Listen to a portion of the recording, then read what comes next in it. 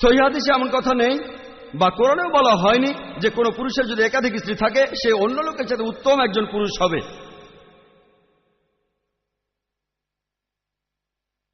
আসুন এবার যুক্তি দিয়ে দেখি কেন ইসলাম পুরুষকে একাধিক বিয়ে করার অনুমতি দেয়। প্রাকৃতিকভাবে পুরুষ এবং নারী জন্ম নেয়, পুরুষ আর নারী জন্ম নেয় সমান অনুপাতে। তবে মেডিকেল সায়েন্স আমাদের বলে যে মানুষের ভ্রূণ সেটা যদি মেয়ে হয় সে তাহলে ছেলে ভ্রূণের চাইতে শক্তিশালী। আধুনিক বিজ্ঞান আমাদের বলে যে মেয়ে শিশুর রোগ প্রতিরোধ ক্ষমতা ছেলের চেয়ে বেশি। মেয়ে শিশুরা ছেলে শিশুর চাইতে বিভিন্ন রকম রোগ জীবাণুকে আরো অনেক ভালোভাবে প্রতিরোধ করতে পারে। মেডিকেল সায়েন্স আমাদের বলে যে মেয়ে শিশুরা তুলনামূলকভাবে ছেলে শিশুর চাইতে শক্তিশালী হয়। তাহলে সেই শিশু বয়স থেকেই মেয়েদের সংখ্যা ছেলেদের চেয়ে বেশি। পৃথিবীতে বিভিন্ন সময়ে অনেক যুদ্ধ হয়, আর যুদ্ধের সময় মেয়েদের তুলনায় ছেলেরাই বেশি মারা যায়। এই কিছুদিন আগেও আফগানিস্তানের যুদ্ধে আনুমানিকভাবে প্রায় 15 লক্ষ মানুষ মারা গেছে, তাদের মধ্যে বেশিরভাগই হল পুরুষ।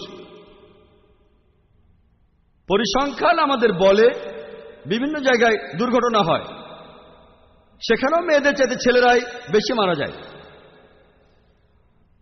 অনেক বেশি পুরুষ ধূমপানের কারণে মারা যায়, কিন্তু নারীরা কম মারা যায়। সেজন্য পৃথিবীতে পুরুষের তুলনায় আপনারা অনেক বেশি নারী দেখতে পাবেন। ইন্ডিয়া হলো তেমন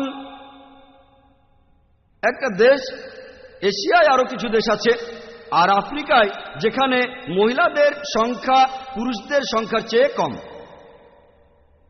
এর কারণটা আমি আগেও বলেছি, কারণ প্রতি বছরে 10 লক্ষেরও বেশি মহিলার গর্ভপাত ঘটানো হয় ইন্ডিয়াতে।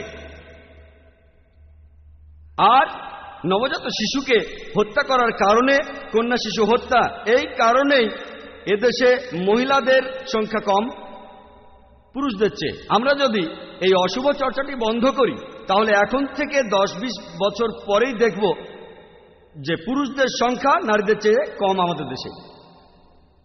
শুধুমাত্র নিউ ইয়র্কে পুরুষের চাইতে নারীর সংখ্যা 10 লক্ষ জন বেশি।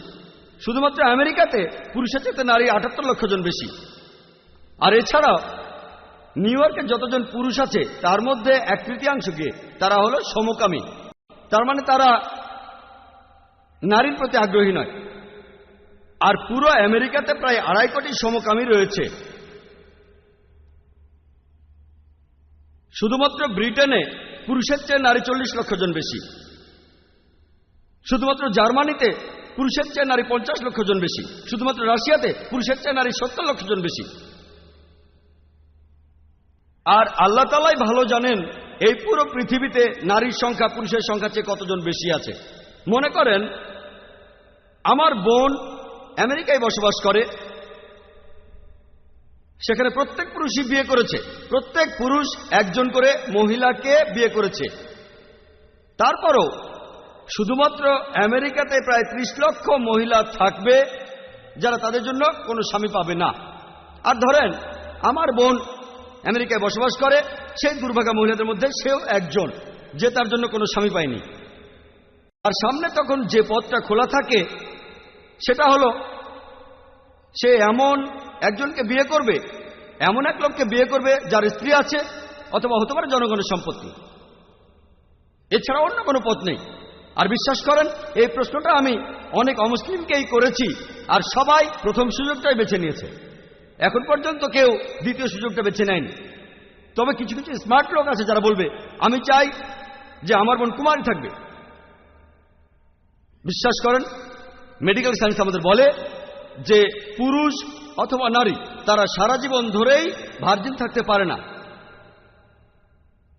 একজন নারীর পক্ষে কুমারী থাকা সম্ভব নয়, সে তখন অনৈতিকভাবে যৌনাচারে লিপ্ত হয়ে যাবে। কারণ প্রত্যেক দিন আমাদের শরীরে সেক্স হরমোন তৈরি হয়। আর সেই সব বিখ্যাত লোকেরা যারা সংসার জীবন ত্যাগ করেছে, যেমন ধরুন সাধু আর সন্ন্যাসীরা, তারা হিমালয় পাহাড়ে চলে যায়, তাদের পেছন পেছন দেবদাসীরাও চলে যায়। কি জন্য?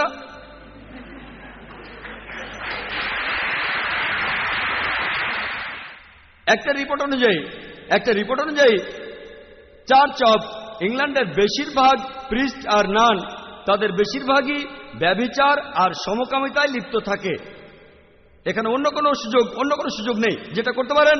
এমন কাউকে বিয়ে করতে পারেন যে লোকের আরেকজন স্ত্রী আছে, তা না হলে জনগণের সম্পত্তি।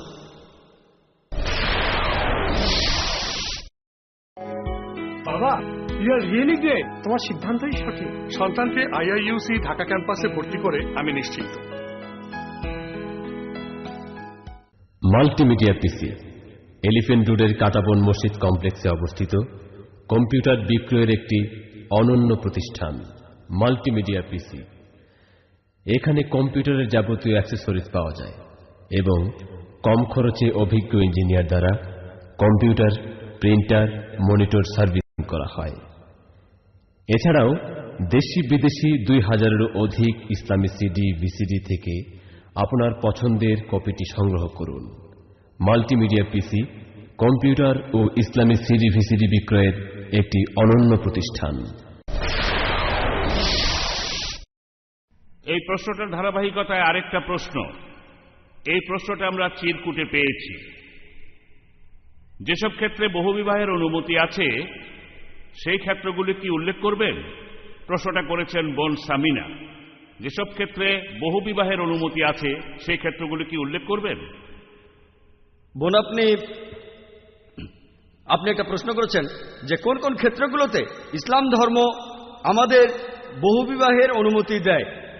এখানে শর্ত একটাই, যে যদি সেই লোক তার সব কজন স্ত্রীর সাথে সুবিচার করতে পারেন, যদি সুবিচার করতে পারেন, তিনি তার সকল স্ত্রীর সাথে, তার 2 জন, 3 জন বা 4 জন স্ত্রীর সাথে, তাহলেই সেই লোক একাধিক বিয়ে করতে পারেন। যদি সুবিচার করতে না পারেন তাহলে তার সন্তুষ্ট থাকা উচিত একজন স্ত্রীতেই। এছাড়া আরো বেশ কিছু ক্ষেত্র আছে যেখানে এটা বলা যায় যে একজন পুরুষ সে একাধিক মহিলাকে বিয়ে করবে। একটা উদাহরণ আমি আগে দিয়েছি, কারণ হলো অনেক মহিলাকে পাওয়া যাবে যারা তাদের জন্য স্বামী পাবে না। ইসলাম বহুবিবাহের অনুমতি দিয়েছে মহিলাদের শালীনতা রক্ষার জন্য। এছাড়াও আরো কিছু ক্ষেত্র আছে। এখানে একটা উদাহরণস্বরূপ, একজন যুবতী সে বিয়ে করল, আর তারপর আনুমানিকভাবে বিয়ে করার কয়েক মাস পরে সেই মহিলা অ্যাক্সিডেন্ট করল, আর সে পঙ্গু হয়ে গেল, আর সে শারীরিকভাবে অক্ষম হয়ে গেল।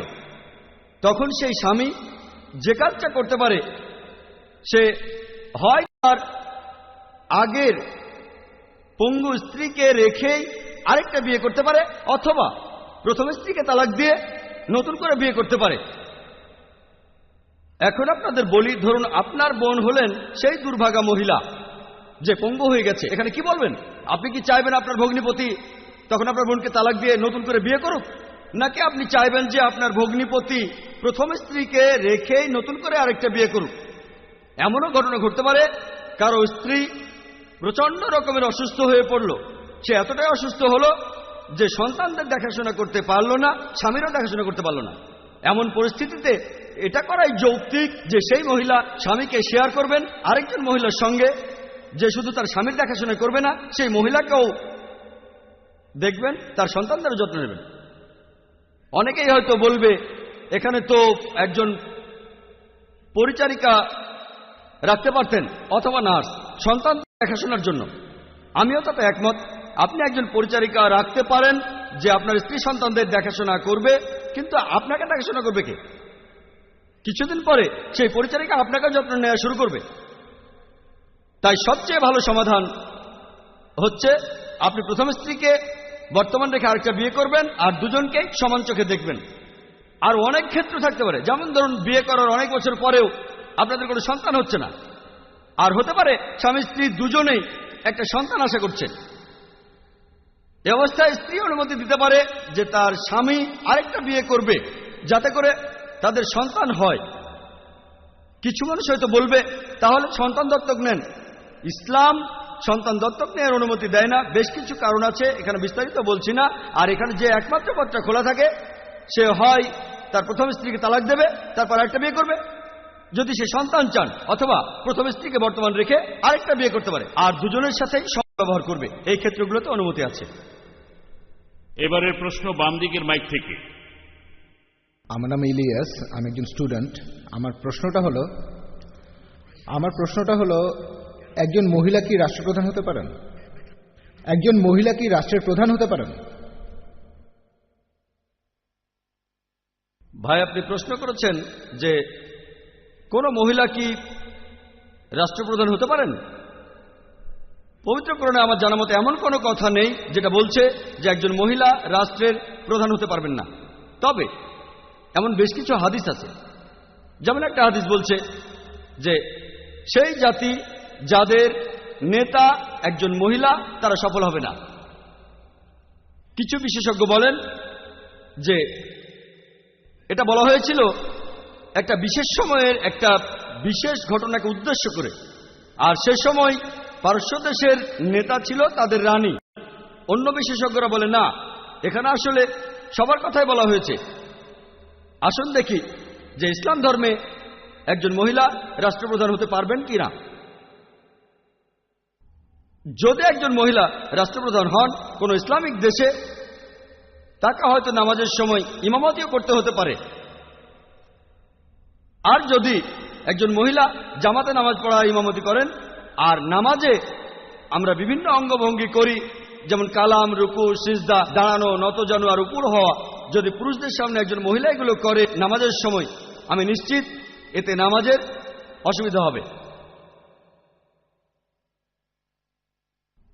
যদি সেই মহিলা আমাদের দেশের মতো বর্তমানের কোনো দেশের রাষ্ট্রপ্রধান হন, প্রায় দেখা যাবে সেই রাষ্ট্রপ্রধান বিভিন্ন মিটিং করছেন অন্য দেশের রাষ্ট্রপ্রধানদের সাথে, যা হতে পারে পুরুষ। আর মাঝে মধ্যেই তারা ক্লোজ ডোর মিটিং করে, যেখানে অন্য কেউ ঢুকতে পারে না। যদি একজন মহিলা আরেকজন পুরুষের সাথে ক্লোজ ডোর মিটিং করে, ইসলাম এটার অনুমতি দেয় না। ইসলাম বলে যে একজন মহিলা কোনো পরপুরুষের সাথে একা থাকতে পারবেন না, মিটিং করতে পারবে না। ইসলাম পুরুষ ও নারীর অবাধ মেলামেশার অনুমতি দেয় না। একজন রাষ্ট্রপ্রধানের ছবি বিভিন্ন সময়ে প্রচার করা হয়, ভিডিও শুটিং, ফটোগ্রাফি।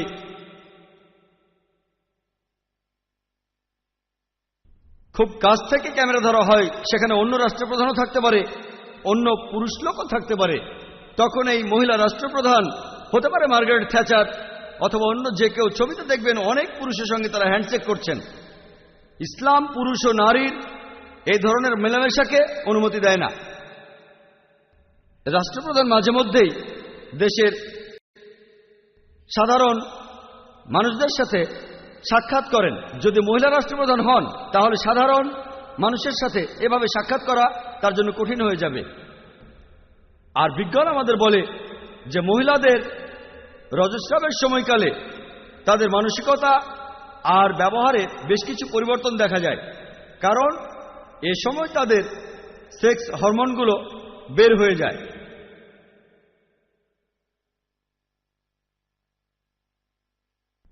আর তিনি রাষ্ট্রপ্রধান হলে এই পরিবর্তনের কারণে বিভিন্ন সিদ্ধান্ত নিতে তার সমস্যা হতে পারে। এছাড়াও বিজ্ঞান আমাদের বলে যে মহিলারা তারা পুরুষদের তুলনায়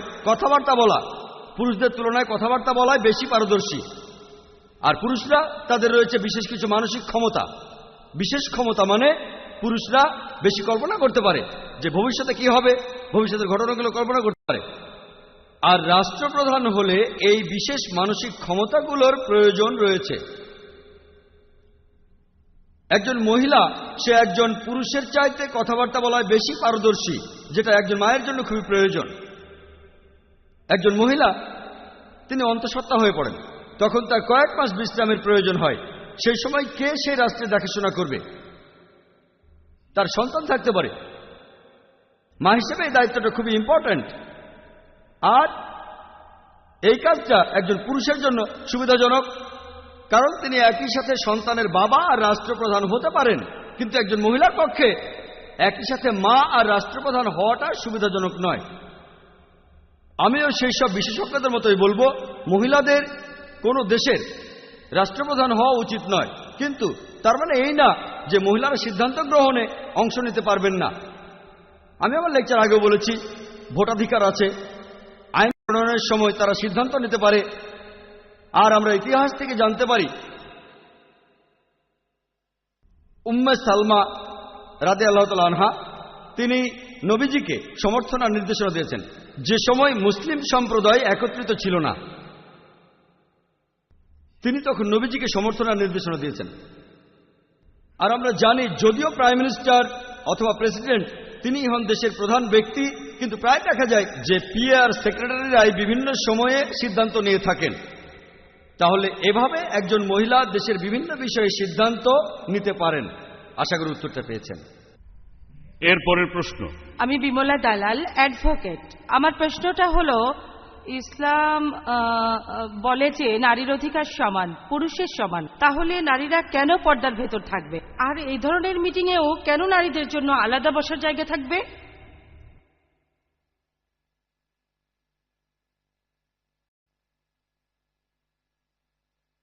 বোন, আপনি খুব সুন্দর প্রশ্ন করেছেন। যখন ইসলাম নারীদের অধিকারে বিশ্বাস করে যে পুরুষ এবং নারী সমান, তাহলে নারীরা কেন পর্দার ভেতরে থাকবে আর নারীদের জন্য কেন আলাদা ব্যবস্থা থাকবে, যেমনটা আছে আজকের অনুষ্ঠানে।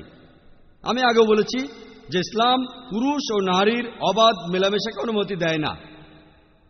ইসলাম কেন নারীদের পর্দা মানতে বলে সেটা এখানে সংক্ষেপে বলছি। আর আমি আপনাকে ধন্যবাদ জানাচ্ছি, কারণ আগে আমি নারীদের হিজাব নিয়ে কোনো কথা বলতে পারিনি। পবিত্র কোরআনে দেখবেন যে নারীদের হিজাবের কথা বলার আগে কোরআন বলছে পুরুষের হিজাবের কথা।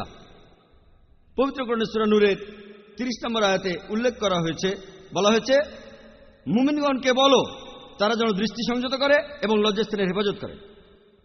পরের আয়াত সূরা নূরের 31 নম্বর আয়াতে উল্লেখ করা হয়েছে, আর মুমিন নারীদিগকে বলো তারা যেন দৃষ্টি সংযত ও লজ্জাস্থানের হেফাজত করে, আর যেটা প্রকাশ থাকে সেটা ছাড়া যেন সৌন্দর্য প্রদর্শন না করে। তারা যেন তাদের মাথার কাপড় দিয়ে বক্ষদেশ আবৃত করে, শুধুমাত্র তাদের স্বামী, পিতা, পুত্র ছাড়া। এভাবে কিছু পুরুষের তালিকা দেওয়া হয়েছে যাদের সামনে পর্দার প্রয়োজন নেই, আর এছাড়াও মহিলাদের সামনে পর্দার প্রয়োজন নেই। এগুলো বাদে অন্যান্য জায়গায় হিজাব মানতে হবে। আর হিজাবের বিভিন্ন নিয়ম কানুন আপনারা পাবেন পবিত্র কোরআন আর সহিহ হাদিসে। 6টা নিয়ম আছে। প্রথম নিয়মটা সীমা। এটাই হলো পুরুষ ও নারীর হিজাবের একমাত্র পার্থক্য। পুরুষদের জন্য তাদের ঢাকতে হবে নাভি থেকে হাঁটু পর্যন্ত, নারীদের জন্য পুরো শরীরটাই ঢাকতে হবে।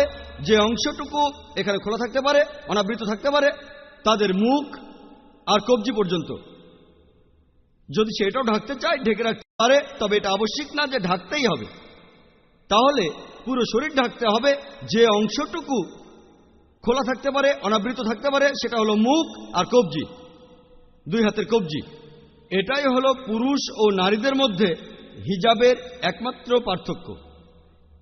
হিজাবের দ্বিতীয় নিয়মটা হলো আপনি যে পোশাকটা পরবেন সেটা আঁটো-ছাটো হবে না, যাতে শরীরের কাঠামো বোঝা যায়। যে পোশাকটা পরবেন, তৃতীয় নিয়মটা, সেই পোশাকটা এমন স্বচ্ছ হবে না যাতে ভেতরটা দেখা যায়। চতুর্থ নিয়ম, পুরুষ বা নারীদের কেউই জাঁকজমকপূর্ণ পোশাক পরবে না যেটা বিপরীত লিঙ্গকে আকৃষ্ট করে। পঞ্চম নিয়মটা হলো আপনি এমন কোনো পোশাক পরবেন না যে পোশাক আসলে বিপরীত লিঙ্গরা পরে থাকে। যেমন দেখবেন পুরুষরা কানে দুল পরে, যদি এক কানে দুল থাকে সেটার একটা অর্থ আছে, যদি 2 কানে দুল থাকে সেটার আরেকটা অর্থ আছে। এটা ইসলামে নিষিদ্ধ। আর শেষ নিয়মটা হলো আপনি এমন কোনো পোশাক পরবেন না যাতে অবিশ্বাসীদের কোনো চিহ্ন থাকে। এগুলোই হলো পুরুষ ও নারীর হিজাবের 6টা নিয়ম ইসলামে। এবার আপনার প্রশ্নে আসি যে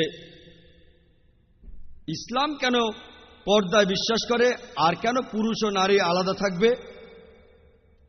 এখন তুলনা করে দেখি যে সমাজে পর্দা আছে আর যে সমাজে পর্দা নেই, এই দুটোর মধ্যে পার্থক্য। পৃথিবীর মধ্যে যে দেশে সবচেয়ে বেশি অপরাধ সংঘটিত হয় সেটা আমেরিকা। আর একটা রিপোর্ট অনুযায়ী, FBI এর রিপোর্ট 1990 সালে, সেখানে 1990 সালে 1,02,555 জন মহিলা ধর্ষিত হয়েছে। এই কেসগুলো রিপোর্ট করা হয়েছিল, FBI বলছে মাত্র 16% কেস রিপোর্ট করা হয়। আর আসল সংখ্যাটা জানতে চান? তাহলে এই 1,02,555 জনকে 6.25 দিয়ে গুণ করুন, তাহলে আপনারা দেখবেন প্রায় 6.5 লক্ষ মহিলা আমেরিকাতে ধর্ষিত হয়েছে শুধুমাত্র 1990 সালে। আর এটাকে যদি বছর দিয়ে ভাগ করেন 365 দিন দিয়ে, তাহলে আপনারা দেখতে পাবেন 1,756 জন মহিলা, এতজন মহিলা আমেরিকাতে প্রতিদিন ধর্ষিত। এটা ছিল 1990 সালে। আর সেই রিপোর্টই বলছে প্রতিদিন 1,900 জন মহিলা ধর্ষিত হয়েছে। হতে পারে এটা 1991 সালের রিপোর্ট, আমেরিকানরা বেশি সাহসী হয়েছে তখন। আর শেষ রিপোর্ট যেটা প্রকাশিত হয়েছিল 1993 সালে, সেটা বলছে প্রতি 1.3 মিনিটে একজন মহিলা ধর্ষিত হচ্ছে। কারণ জানেন? কারণ আমেরিকা নারীদের অনেক অধিকার দিয়েছে, তাই অনেক মহিলা ধর্ষিত হচ্ছে। মাত্র 10% অ্যারেস্ট করা হয়েছে, 16% রিপোর্ট করা হয়েছে, তার মধ্যে 10% অ্যারেস্ট হয়েছে। তার মানে সব মিলিয়ে মোট 1.6% অ্যারেস্ট হয়েছে। আর তার মধ্যে 50%কে বিচার শুরুর আগে ছেড়ে দেওয়া হয়েছে। মানে সব মিলিয়ে 0.8% ধর্ষণ কেসের বিচার করা হয়েছে। অর্থাৎ যদি কোনো পুরুষ 125 জন মহিলাকে ধর্ষণ করে, তার এই মামলায় বিচার হওয়ার সম্ভাবনা 1%। ব্যাপারটা ভয়াবহ। 125 জন মহিলাকে ধর্ষণ করলে ধরা পড়বে মাত্র একজন। এর মধ্যে 50% ক্ষেত্রে আপনার শাস্তি হবে 1 বছরের কম কারাদণ্ড। যদিও আমেরিকার আইন আমাদের বলছে যে ধর্ষণের জন্য আপনার শাস্তি হবে যাবজ্জীবন কারাদণ্ড, কিন্তু তারা বলে এটা প্রথমবারের মতো হলো, সে প্রথমবার ধরা পড়েছে, তাই তাকে একটা সুযোগ দেওয়া যায়, শাস্তিটা হয় 1 বছরের কম কারাদণ্ড। এমনকি ইন্ডিয়াতেও ন্যাশনাল ক্রাইম ব্যুরোর রিপোর্ট অনুযায়ী, যে রিপোর্ট খবরের কাগজে এসেছিল 1992 সালের 1 ডিসেম্বরে, এটা বলছে যে প্রতি 54 মিনিটে একটা ধর্ষণের কেসে রিপোর্ট করা হয় ইন্ডিয়াতে। রিপোর্ট করা হয় প্রতি 26 মিনিটে ইন্ডিয়ায় একজন মহিলাকে উত্ত্যক্ত করা হয়। প্রতি 1 ঘন্টা 43 মিনিটে যৌতুকের কারণে একজন মারা যায়। যদি আমাদের দেশে ঘটিত ধর্ষণের সংখ্যা জানতে পারি, তাহলে দেখব প্রতি মিনিটে একজন করে মহিলা ধর্ষিত হচ্ছে। আমি একটা সহজ প্রশ্ন করি, যদি সব মহিলা হিজাব মেনে চলে, তাহলে আমেরিকাতে ধর্ষণের সংখ্যা এটা কি একই রকম থাকবে, কমে যাবে নাকি বেড়ে যাবে? যদি ইন্ডিয়াতে প্রত্যেক মহিলা হিজাব পালন করে, তাহলে ইন্ডিয়ায় ধর্ষণের সংখ্যা কমে যাবে, একই রকম থাকবে নাকি সেটা বেড়ে যাবে? আপনারা ইসলামকে দেখবেন সামগ্রিকভাবে। তারপর ধরুন, যদি সব মহিলা হিজাব মেনে চলে, আর একজন মহিলা হিজাব মানুক বা না মানুক, পুরুষদের নির্দেশ দেওয়া হয়েছে দৃষ্টি সংযত করতে, তারপরও যদি একজন পুরুষ কাউকে ধর্ষণ করে ইসলামের আইনে, তখন তার মৃত্যুদণ্ড হবে। আপনারা এটা বলবেন বর্বর আইন। আমি এই প্রশ্নটা অনেককেই করেছি। ধরুন এই প্রশ্নটা আমি করেছি অনেক লোককে। ধরুন আপনার বোন ধর্ষিত হয়েছে, আপনি সেখানে জজ। ইসলাম কে বলে সেটা ভুলে যান, ইন্ডিয়ার আইন কে বলে সেটা ভুলে যান, আমেরিকান আইন কি বলে সেটা ভুলে যান। আপনি যদি সেখানে বিচারক হন, তাহলে আপনার বোনের ধর্ষণকারীকে কি শাস্তি দেবেন? আর তারা সবাই বলেছে মৃত্যুদণ্ড দেব। কেউ কেউ এরকমও বলেছে তাকে টর্চার করে মারব। আমি আপনাদের একটা প্রশ্ন করি, যদি আপনারা আমেরিকাতে ইসলামিক শরিয়া প্রতিষ্ঠা করেন, তাহলে কি ধর্ষণের সংখ্যা কমে যাবে? সেটা কি একই রকম থাকবে নাকি বেড়ে যাবে? যদি ইন্ডিয়ায় ইসলামিক শরিয়া প্রতিষ্ঠা করেন, তাহলে কি ধর্ষণের সংখ্যা কমে যাবে, একই রকম থাকবে নাকি বেড়ে যাবে? তাহলে আসুন বাস্তবের সাথে মিলিয়ে দেখি। আপনারা নারীদের কাগজে কলমে অনেক অধিকার দিয়েছেন, তবে বাস্তবে নারীদের নামিয়ে দিচ্ছেন উপপত্নী আর রক্ষিতার স্তরে। আমি এখানে যদি ইসলামে নারীর পর্দা নিয়ে কথা বলি, সারাদিনই কথা বলতে পারবো। তবে এখন আমি একটা উদাহরণ দিয়ে আমি আমার এই উত্তরটা শেষ করতে চাই। ধরুন দুজন মহিলা, দুই যমজ বোন, দুজনে খুবই সুন্দরী, তারা রাস্তা দিয়ে হেঁটে যাচ্ছে, আর রাস্তার পাশেই একটা মাস্তান দাঁড়িয়ে আছে মহিলাদের উত্ত্যক্ত করার জন্য, মেয়েদের টিচ করার জন্য। দুই যমজ বোন হেঁটে যাচ্ছে, দুজনে একই রকম সুন্দরী, একজন ইসলামিক হিজাব পরে আছে, অন্যজন পরে আছে একটা মিনি স্কার্ট। সেই মস্তান কোন মেয়েটাকে উত্ত্যক্ত করবে, কোন মেয়েটাকে টিচ করবে? সে মিনি স্কার্ট পরা মেয়েটাকেই টিচ করবে। যদি মেয়েটা সালোয়ার কামিজ পরে আর মাথায় কাপড় না দেয়, যদি সালোয়ার কামিজটা টাইট হয় আর অন্যজন ইসলামিক হিজাব পরে আছে, তখন মাস্তানটা কাকে টিচ করবে? যে মেয়েটা হিজাব পরেনি তাকেই করবে। এভাবেই প্রমাণ করা যায় যে ইসলামে নারীদের পর্দার মধ্যে থাকতে বলা হয়েছে। এটা নারীদের ছোট করে না, নারীদের শালীনতা বজায় রাখে।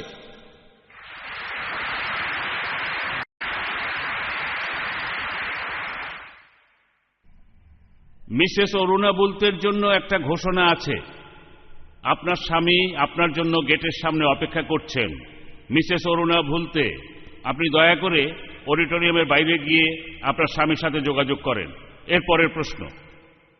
আসসালামু আলাইকুম, আমার নাম বিলাল লালা। আমি মুসলমান হয়েছি। পেশায় আমি কম্পিউটারের উপর একজন লেকচারার।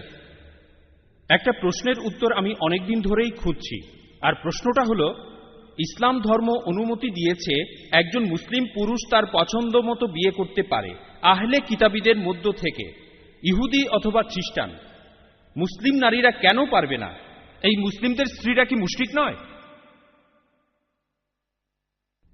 ভাই বিলাল, আপনি প্রশ্ন করেছেন যে পবিত্র কোরআন মুসলিম পুরুষকে আহলে কিতাবের নারীদের বিয়ে করার অনুমতি দিয়েছে, কিন্তু নারীদের অধিকার দেওয়া হয়নি। কথা ঠিক।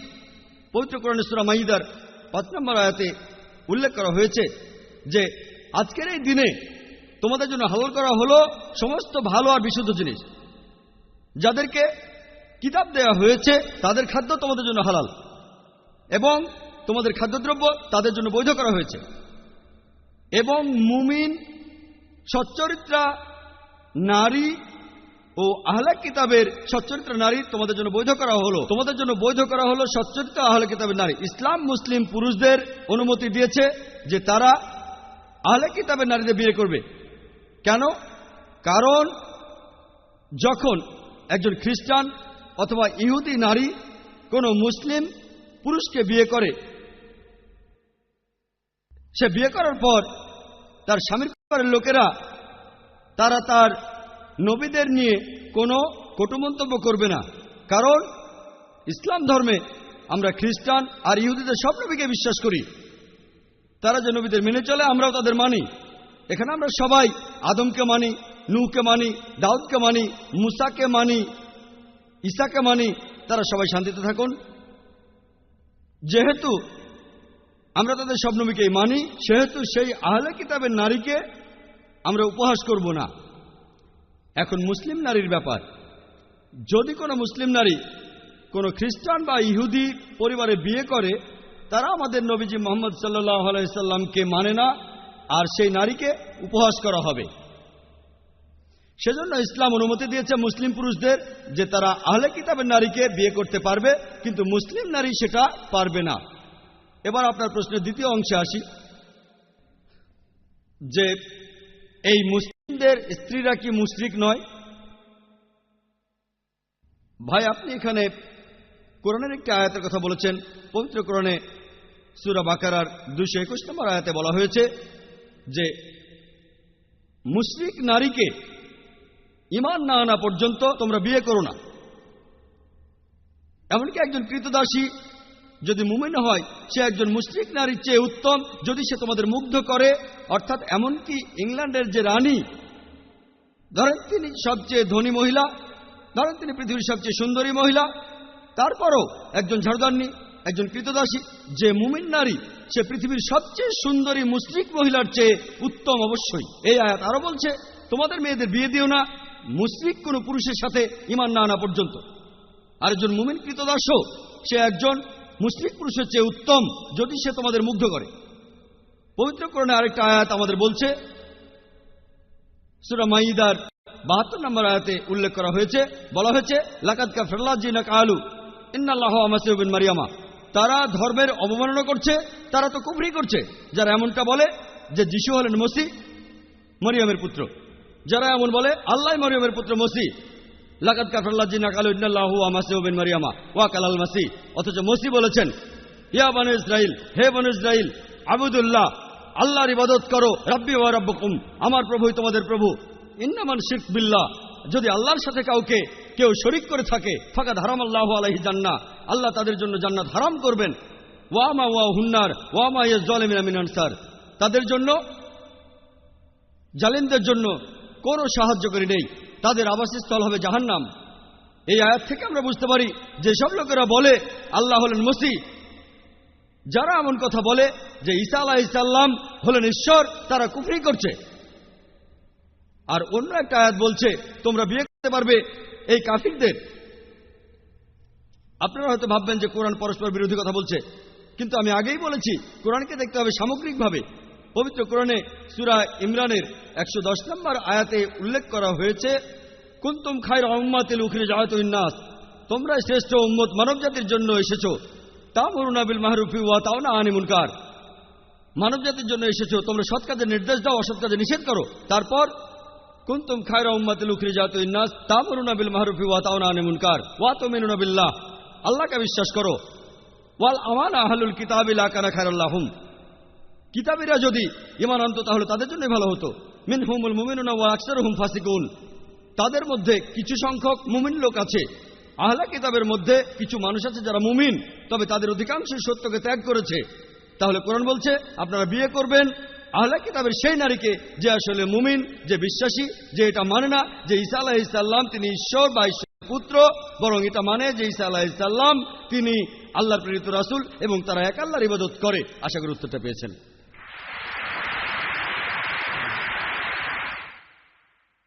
আসসালামু আলাইকুম, আমার নাম ফাতিমা, মহারাষ্ট্র সরকারের একজন সেক্রেটারি। আমার প্রশ্নটা হলো যে ইসলাম ধর্মে নারীদের, তা সে বিবাহিতই হোক অথবা সে অবিবাহিতই হোক, তাদের উইল করার কোনো অনুমতি নেই। এটা কেন নেই এবং এ সম্পর্কে একটু বিস্তারিত বলুন।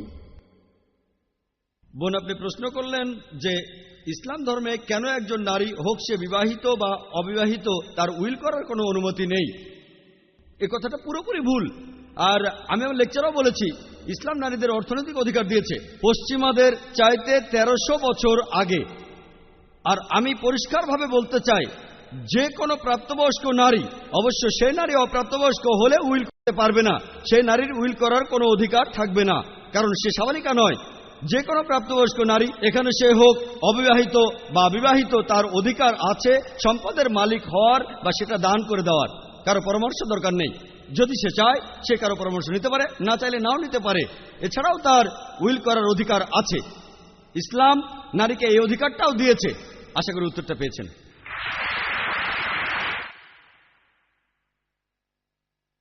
আমার নাম রওশন রাঙ্গোয়ালা, একজন ব্যবসায়ী। আমার প্রশ্নটা হলো, ডক্টর নায়েক, আপনি লেকচারে বললেন ইসলাম নারী আর পুরুষকে সমান অধিকার দিয়েছে, তাহলে পুরুষের কেন 4 জন স্ত্রী থাকবে আর নারীরা এক স্বামীতে সন্তুষ্ট থাকবে? পুরুষ অন্য আরেকজন নারীর কথা ভাবছে একই সাথে, একবার বিয়ে করার পর পুরুষ আরেকজন নারীর কথা ভাবতে পারছে, নারীরা কেন আরেকজনের কথা ভাববে না? ভাই, প্রশ্ন করলেন ইসলাম পুরুষের বহু বিবাহের অনুমতি দিয়েছে, কিন্তু ইসলাম নারীদের বহু বিবাহের অনুমতি দেয়নি কেন? মুসলিম পুরুষরা একাধিক বিয়ে করতে পারে, কিন্তু মুসলিম নারীরা কেন একাধিক বিয়ে করতে পারবে না?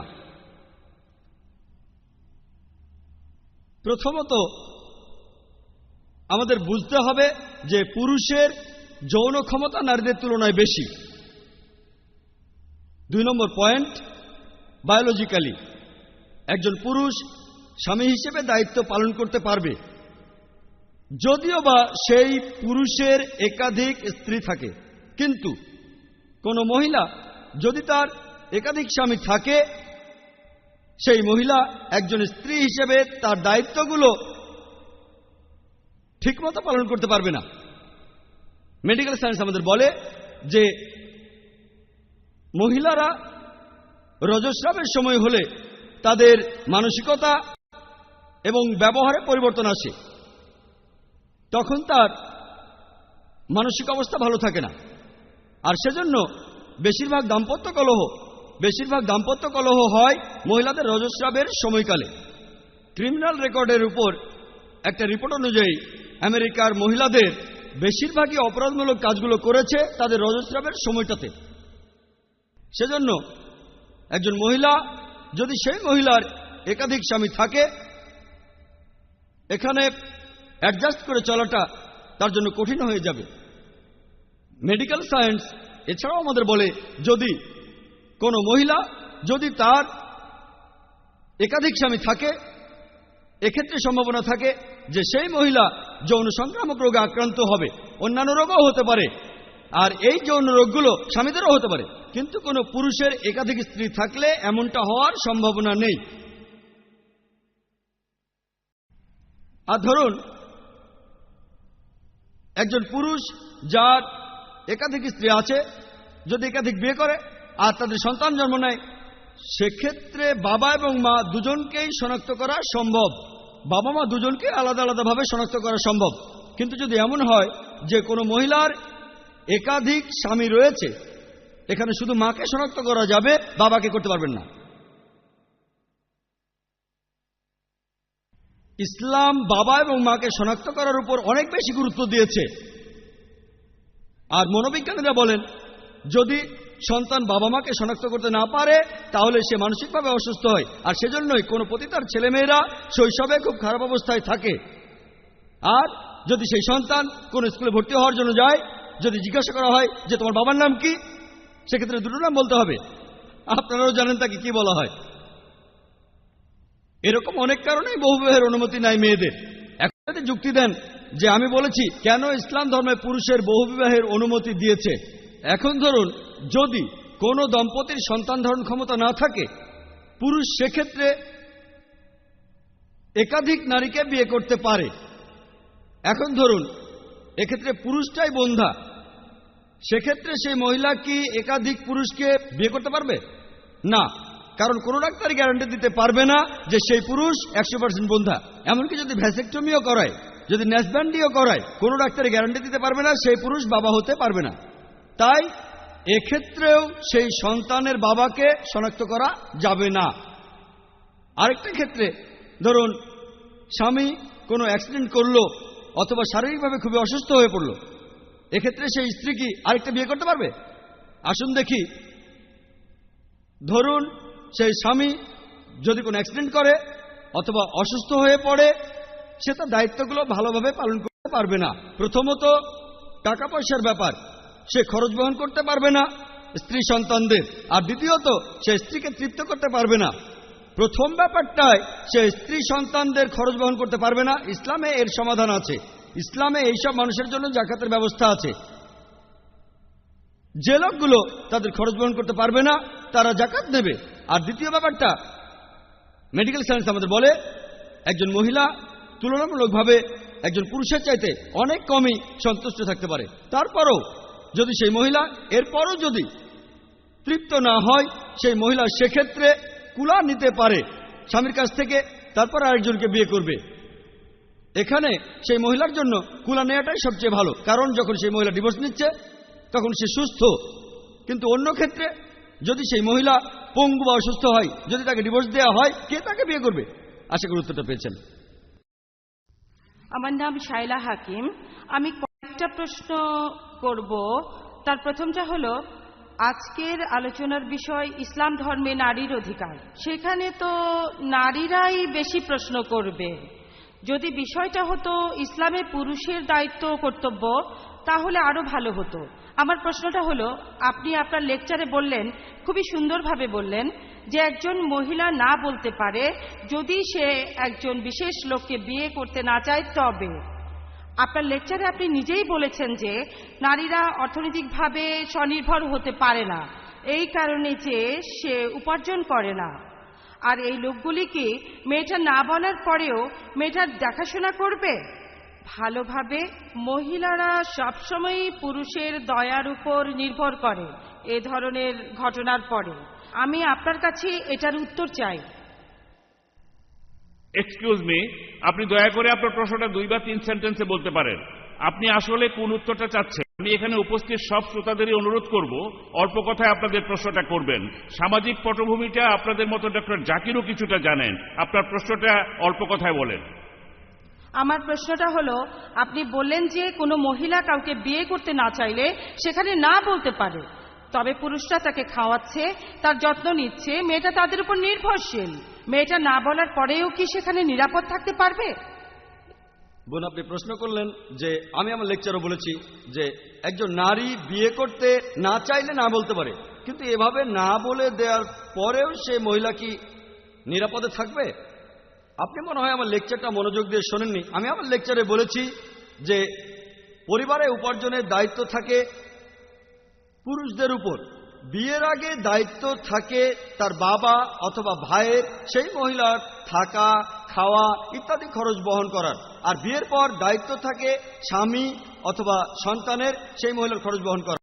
যদি সে না বলে তারপরেও তার দেখাশোনার দায়িত্ব থাকবে তার বাবা অথবা তার ভাইদের উপরে, সে মহিলা অবশ্যই না বলতে পারে। আমি জানি না এখানে সমস্যাটা কি। এরপরের প্রশ্ন। আমি প্রকাশ লুটে প্রথমেই এই অনুষ্ঠানটা আয়োজনের জন্য আপনাদের ধন্যবাদ জানাচ্ছি। এবার আমার প্রশ্নটা করছি, পৃথিবীর সব ধর্মই হোক সেটা হিন্দুইজম, খ্রিস্টান বা ইসলাম, ধর্মগ্রন্থ অনেক ভালো কথাই আছে। তবে এখন এই 1000 বছর পরে আমরা দেখি যে সবগুলো ধর্মই মেয়েদের সাথে পক্ষপাতমূলক আচরণ করেছে।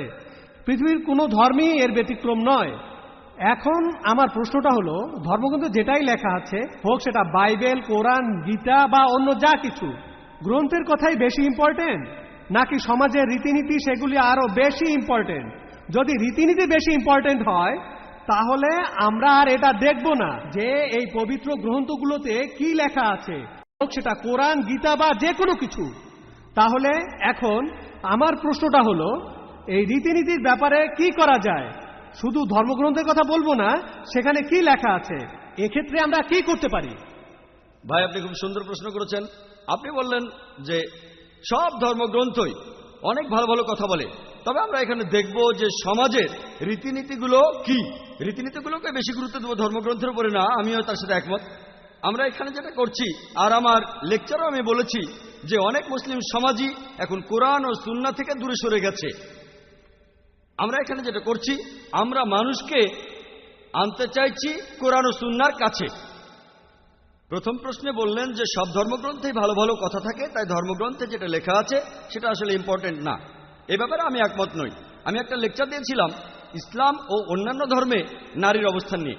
সেখানে আমি তুলনা করেছি ইসলামে নারীর অবস্থান তার সাথে হিন্দু ধর্মে, বৌদ্ধ ধর্মে, খ্রিস্টান ধর্মে, ইহুদি ধর্মে নারীর অবস্থানকে আমি সেখানে দেখিয়েছি।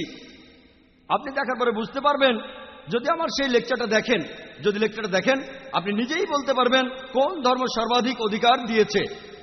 যদি আপনি মেনে নেন কাগজে কলমে ইসলামই সর্বাধিক অধিকার দিয়েছে, এখন আমাদের সেটা বাস্তবে প্রয়োগ করতে হবে।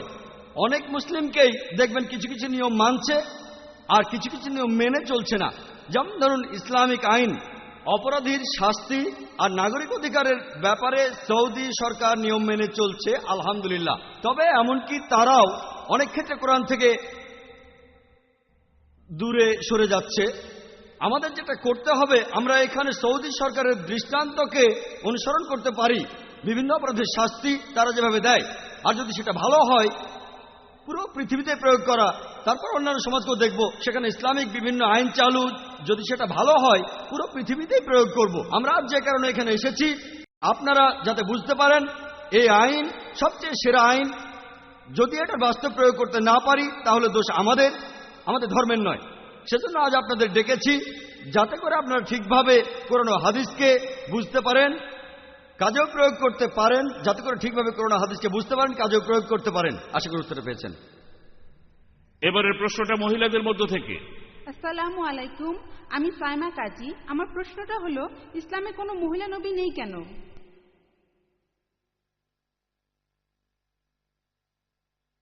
বোন, আপনি প্রশ্ন করলেন কেন ইসলাম ধর্মে কোনো মহিলা নবী নেই।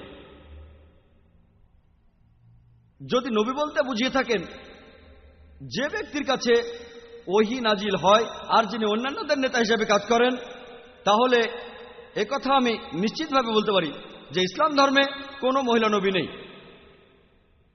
আমার মতে এটাই সঠিক। কারণ যদি কোন মহিলা কখনো আল্লাহ নবী হতেন? কোরআন পরিষ্কারভাবে বলেছে যে পুরুষ হলো তার পরিবারের নেতা।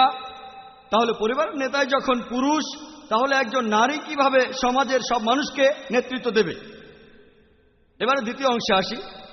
একজন নবী জামাতের নামাজের সময় সাধারণত ইমামতি করেন। আর আমি আগেও বলেছিলাম যে নামাজের বিভিন্ন ভঙ্গি, যেমন কায়াম, রুকু, সেজদা, দাঁড়ানো, মাথা নোয়ানো আর উপর হয়ে সেজদা, যদি এগুলো মহিলা নবী করতেন তাহলে পেছনে যারা নামাজ পড়বে তাদের অসুবিধা হতো।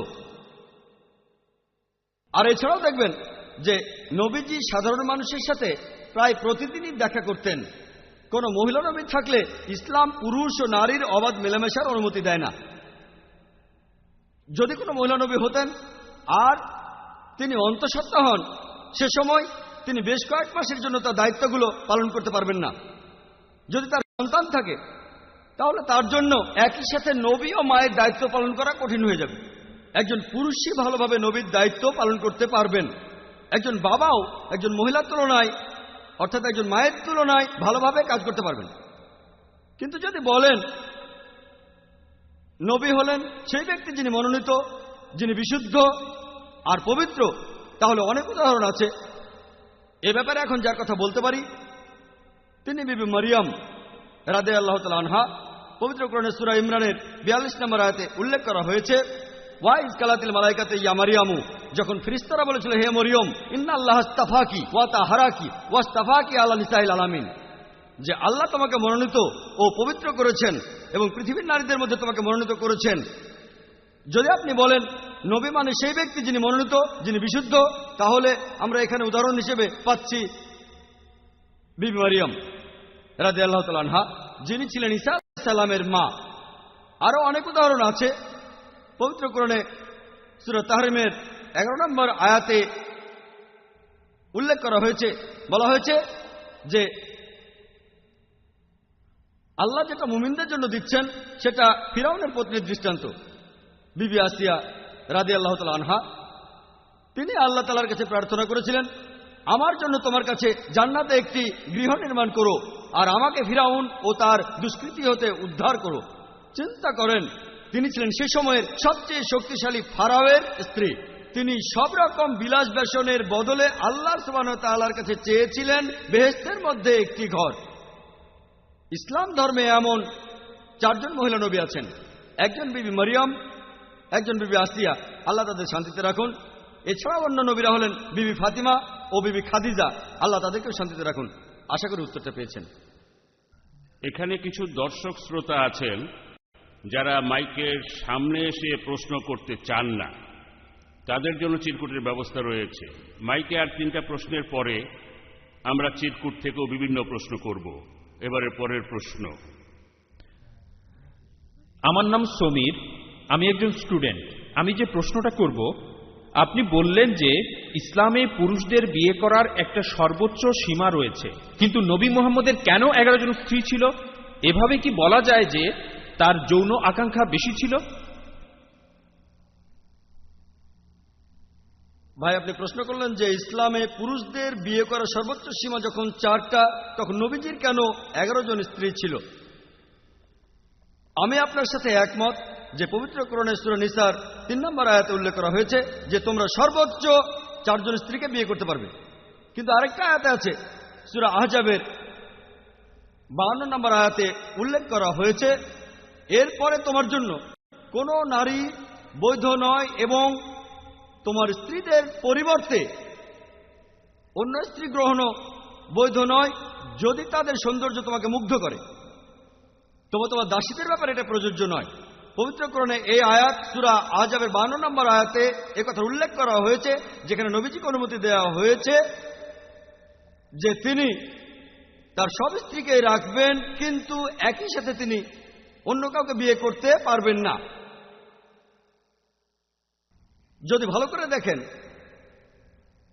কেন নবীজির জন্য অন্য নারীকে বৈধ করা হয়নি, আর এছাড়াও তিনি তাদেরকে তালাকও দিতে পারবেন না, কারণ পবিত্র কোরআনে আরো একটি আয়াতে বলা হয়েছে যে রাসূলের পত্নীদেরকে বিয়ে করা, তারা তালাকপ্রাপ্ত হোক অথবা বিধবা হোক, তোমাদের জন্য তারা বৈধ নয়, কারণ তারা উম্মুল মুমিনিন।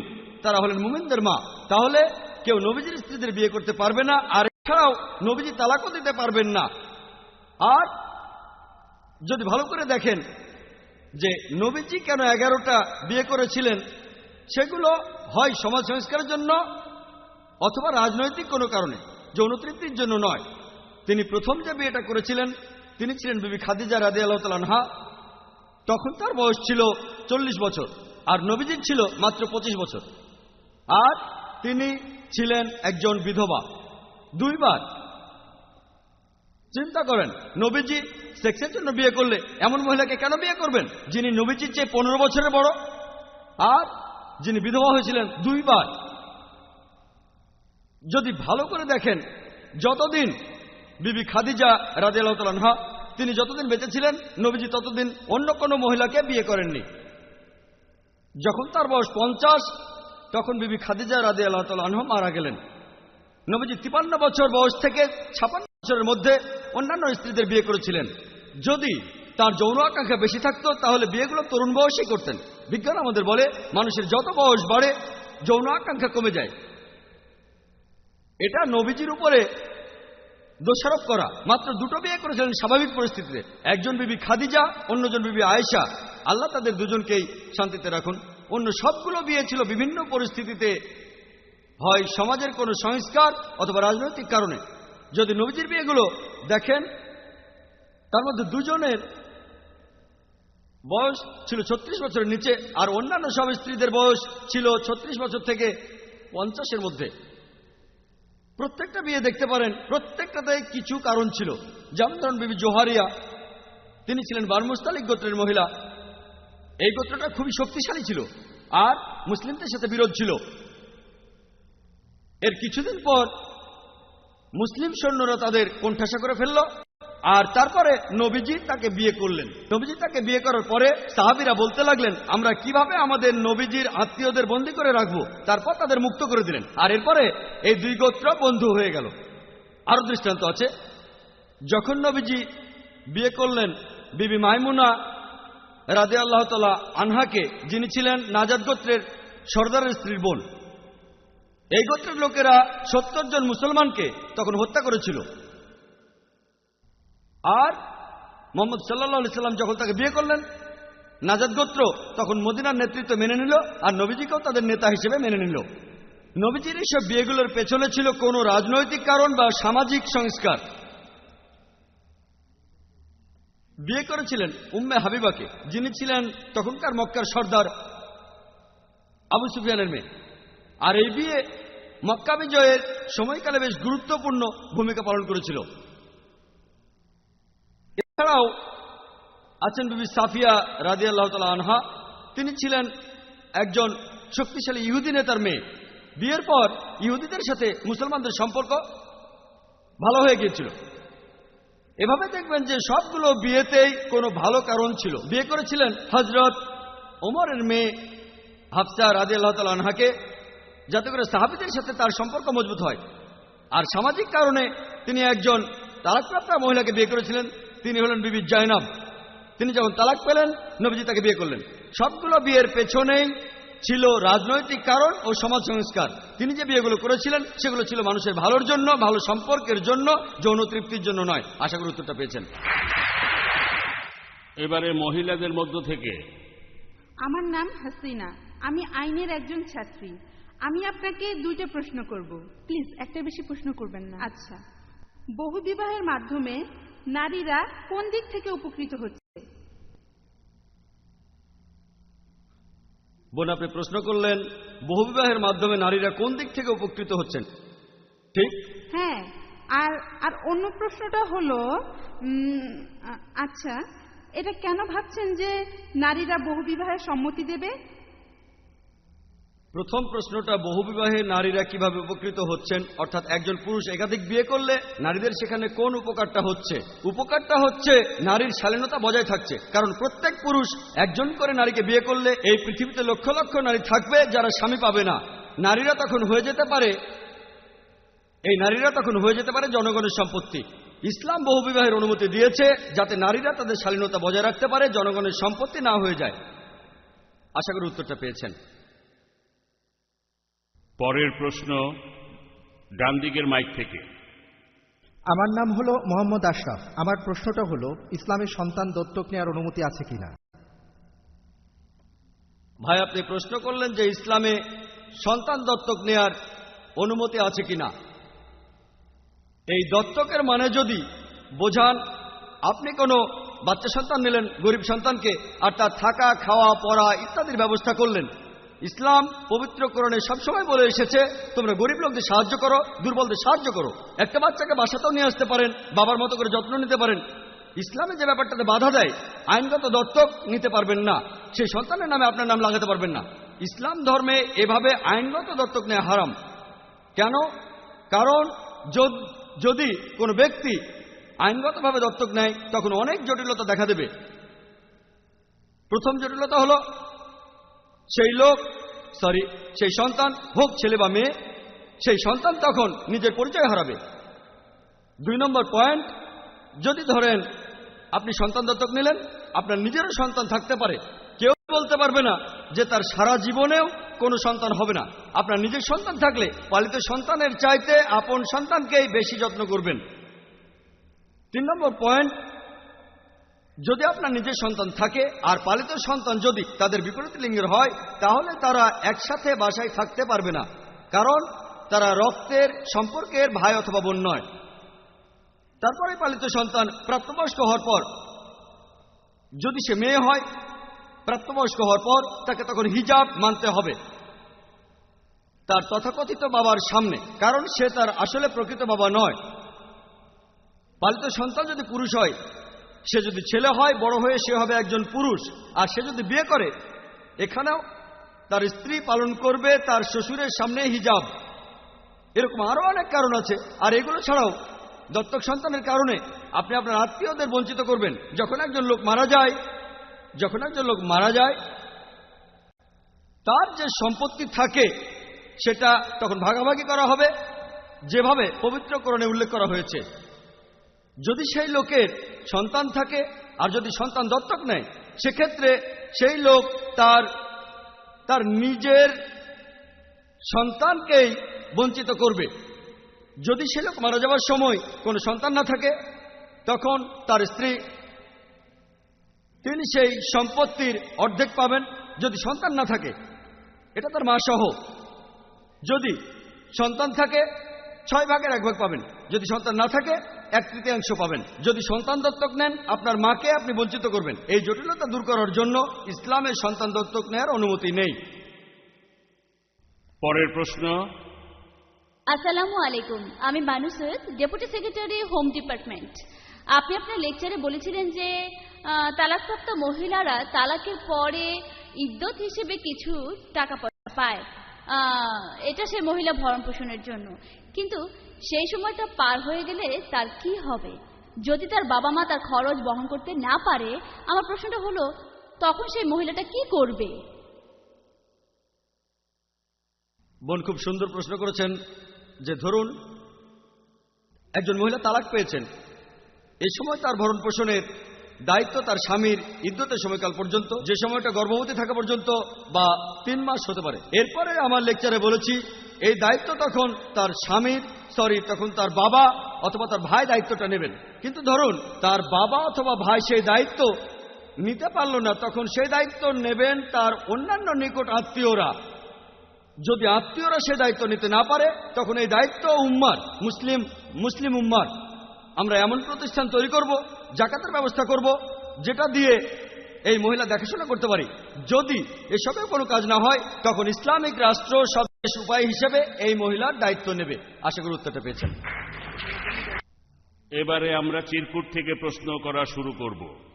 এখন থেকে একটা প্রশ্ন হবে চিরকুটে আর একটা হবে মাইকে। একটা চিরকুট থেকে, একটা মাইক থেকে, এভাবেই বিভিন্ন প্রশ্নের উত্তর দেওয়া হবে। আসসালামু আলাইকুম, আমি সৈয়দ রিয়াজ, একজন ব্যবসায়ী। আপনি আপনার লেকচারে বললেন যে ইসলামে পুরুষ ও নারী সমান। তাহলে ইসলামে নারী কেন সমান পরিমাণ সম্পত্তির অধিকারী হবে না? Thank you. ভাই, আপনি প্রশ্ন করলেন যে আমি আমার লেকচারে বলেছি যে অর্থনৈতিক অধিকারে নারী এবং পুরুষ সমান, তাহলে উত্তরাধিকার হিসেবে সম্পত্তি পাওয়ার ক্ষেত্রে সেটা সমান নয় কেন? আর লোকে বলে যে নারীরা পুরুষদের তুলনায় অর্ধেক সম্পত্তি পেয়ে থাকে। আপনার এই প্রশ্নের উত্তরটা দেয়া আছে পবিত্র কোরআনে সূরা নিসার 11 ও 12 নম্বর আয়াতে উল্লেখ করা হয়েছে, যেখানে বলা হয়েছে যে কিভাবে সম্পত্তি ভাগাভাগি করতে হবে। বলা হয়েছে আল্লাহ তোমাদের নির্দেশ দিয়েছেন তোমাদের সন্তানদের সম্বন্ধে, তোমাদের সম্পত্তি পাওয়ার অধিকার সম্পর্কে এক পুত্রের অংশ হচ্ছে 2 কন্যার অংশের সমান। কিন্তু কেবল কন্যা থাকলে 2 বা অধিক তাহলে 2/3 পাবে, মাত্র 1 কন্যা থাকলে অর্ধেক পাবে। তারপর বলা হয়েছে তার যদি সন্তান থাকে তাহলে তার পিতামাতা 1/6 পাবে, আর সে যদি নিঃসন্তান হয় তাহলে তার মা পাবে 1/3। যদি সেই লোকের ভাই বোন থাকে মা পাবে 1/6। এরপরে 12 নম্বর আয়াতে উল্লেখ করা হয়েছে, বলা হয়েছে তোমাদের স্ত্রীদের সম্পত্তির অর্ধাংশ তোমাদের জন্য যদি সন্তান না থাকে, আর তোমরা 1/4 পাবে সন্তান থাকলে। আর তোমার স্ত্রীদের জন্য তোমার সম্পত্তির 1/4 যদি কোনো সন্তান না থাকে, আর 1/8 যদি সন্তান থাকে। এক কথায় উত্তরাধিকার হিসেবে নারীরা পুরুষদের তুলনায় অর্ধেক সম্পত্তি পেয়ে থাকে। তবে এটা সব ক্ষেত্রেই নয়। যেমন ধরুন একই মায়ের গর্ভে জন্মানো ভাই ও বোন দুজনেই পাবে 1/6 যদি সেই লোকের বংশধর বা পূর্বপুরুষ না থাকে, দুজনেই সমান পাবে। যদি সেই লোকের কোনো সন্তান না থাকে তাহলে তার বাবা মা দুজনেই সমান অংশ পাবে 1/6। আর বিশেষ কিছু ক্ষেত্রে যে মারা গেছে সে যদি মহিলা হয়, কোনো সন্তান না থাকলে তার স্বামী এখানে পাবে অর্ধেক, মা পাবে 1/3 আর বাবা পাবে 1/6। তার মানে কিছু কিছু ক্ষেত্রে নারীরা অনেক সময় পুরুষদের চাইতে দ্বিগুণ সম্পত্তি পেয়ে থাকে। মা এখানে বাবার চাইতে দ্বিগুণ সম্পত্তি পাচ্ছে। তবে এই কথা মেনে নিচ্ছি যে নারীরা সাধারণত উত্তরাধিকারের সময় পুরুষদের তুলনায় অর্ধেক সম্পত্তি পায় কন্যা অথবা স্ত্রী হিসেবে। এটার উত্তর আমি বলবো সেটা হলো যেহেতু পুরুষরা পরিবারের অর্থনৈতিক বিভিন্ন বিষয়ের দায়িত্ব নেবে, তাই তাদের সাথে যেন অবিচার করা না হয়, সেজন্য আল্লাহ পুরুষদের নারীদের তুলনায় বেশি পরিমাণে সম্পত্তির অধিকার দিয়েছেন। তা না হলে এখানে লেকচার দিতাম ইসলামে পুরুষের অধিকার। আমি আপনাদের একটা উদাহরণ দেই। ধরুন একজন লোক মারা গেল, আর সম্পত্তি ভাগাভাগি করার পর সন্তানদের জন্য যে অংশটা থাকলো তা হলো 1.5 লক্ষ টাকা। আর সেই লোকের 2 সন্তান আছে, একটা ছেলে একটা মেয়ে। এখন ইসলামিক শরিয়া অনুযায়ী ছেলে পাবে 1 লক্ষ টাকা আর মেয়ে পাবে 50,000 টাকা। তবে এখানে ছেলে সন্তান যে 1 লক্ষ টাকা পাচ্ছে তার বেশিরভাগই সে তার পরিবারের পেছনে খরচ করে ফেলবে।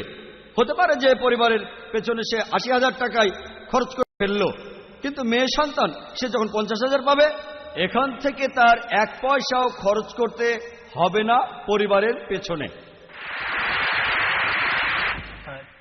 এবারের প্রশ্নটা এসেছে চিরকুটে। শ্রোতাদের অনুরোধ করব অল্প কথায় প্রশ্ন করতে, বক্তাকে অনুরোধ করব অল্প কথায় উত্তর দিতে। আমাদের এই প্রশ্নোত্তর পর্বের আর মাত্র 25 মিনিট বাকি আছে। এই প্রশ্নটা করেছে বিজয়, বোম্বের আইআইটির একজন স্টুডেন্ট। প্রশ্নটা হলো, ইসলাম নারী আর পুরুষকে কর্মক্ষেত্রে একসাথে কাজ করার অনুমতি দেয় না। এই নিয়মটা কি আধুনিক নাকি সেকেলে? একটু ব্যাখ্যা করে বলেন। একই রকম আরেকটা প্রশ্ন হলো, মহিলারা কি এয়ার হোস্টেস হিসাবে চাকরি করতে পারে? কারণ এটা সম্মানজনক আর বেশি বেতনের চাকরি। প্রশ্নটা করেছেন সিদ্ধার্থ। প্রথম প্রশ্নটার ব্যাপারে বলি, ইসলাম নারী পুরুষের অবাধ মেলামেশার অনুমতি দেয় না। এটা কি আধুনিক নাকি সেকেলে? যদি আধুনিক বলতে বোঝান যে নারীদেরকে পণ্য হিসেবে দেখবেন, অবাধ মেলামেশা করা যাবে, তারা মডেলিংয়ের পেশা বেছে নিতে পারেন, তাহলে আমি বলবো যে ইসলাম ধর্মটা আসলে সেকেলে। কারণ নারীদেরকে পশ্চিমা মিডিয়া বলে, পশ্চিমা সমাজগুলো বলে, দাবি করে যে তারা নারীদেরকে অনেক অধিকার দিয়েছে, তারা নাকি নারীদের অনেক উপরে উঠিয়েছে, আসলে নারীদের নিচে নামিয়েছে। পরিসংখ্যান থেকে জানতে পারি যে আমেরিকাতে যেসব মহিলা ইউনিভার্সিটি আর বিভিন্ন অফিসে যায় তাদের 50% ধর্ষিত হয়। এটা আপনারা জানেন? 50%। কেন? কারণ আমেরিকার বেশিরভাগ চাকরিতেই নারী পুরুষের অবাধ মেলামেশা হয়। যদি আপনি ভাবেন একজন মহিলা ধর্ষিত হবেন, এটাই আধুনিক, তাহলে ইসলাম সেকেলে। সেরকম না ভাবলে ইসলাম ধর্মই সবচেয়ে আধুনিক।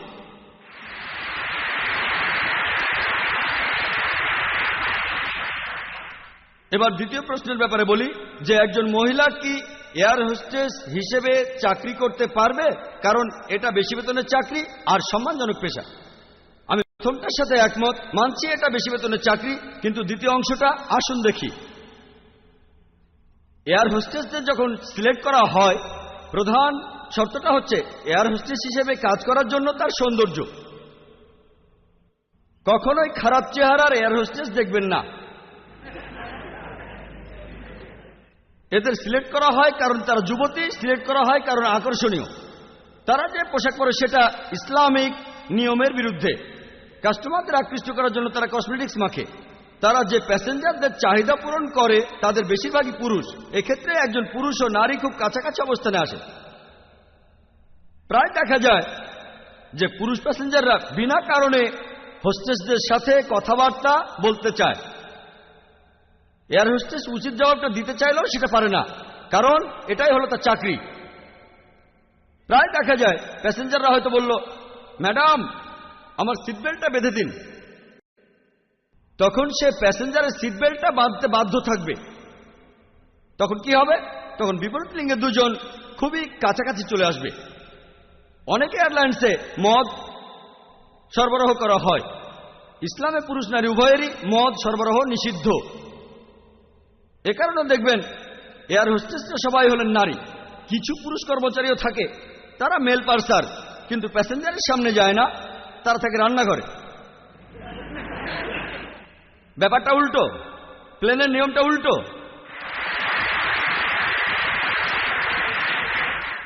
প্লেনে এই উল্টো নিয়ম। আর বিশ্বাস করুন, নারী কর্মচারী ছাড়া এয়ারলাইন্স চালানো সম্ভব নয়। এমনকি সৌদি এয়ারলাইন্স, তথাকথিত ইনভার্টেড কমা সবচেয়ে বেশি ইসলামিক, অনেকে তেমনটাই মনে করি, এমনকি তাদেরও মহিলা এয়ার হোস্টেস। কিন্তু যেহেতু সৌদি আরবে মহিলা পাওয়া কঠিন, তারা মহিলা আমদানি করে ইউরোপিয়ান হোস্টেস। দুমুখ নীতি। এছাড়া উপায় নেই। এয়ারলাইন্স এমন ব্যবসা, কাস্টমারকে আকৃষ্ট করার জন্য নারী কর্মচারী লাগবে। আর যদি এয়ারলাইন্সের নিয়মগুলো শোনেন তাহলে ধাক্কা খাবেন, যেমন ইন্ডিয়ান এয়ারলাইন্স, এছাড়াও এয়ার ইন্ডিয়া। তারা বলে নেয় যে আপনি সিলেক্ট হওয়ার পরবর্তী 4 বছর বিয়ে করতে পারবেন না। কিছু এয়ারলাইন্স এরকমও বলে আপনি গর্ভবতী হলে চাকরিটা চলে যাবে। ভাবেন, কিছু এয়ারলাইন্স বলে 35 বছর বয়সে রিটায়ার করতে হবে। কেন? কারণ সে আর আকর্ষণীয় থাকবে না। এটা কি সম্মানজনক পেশা বলছেন?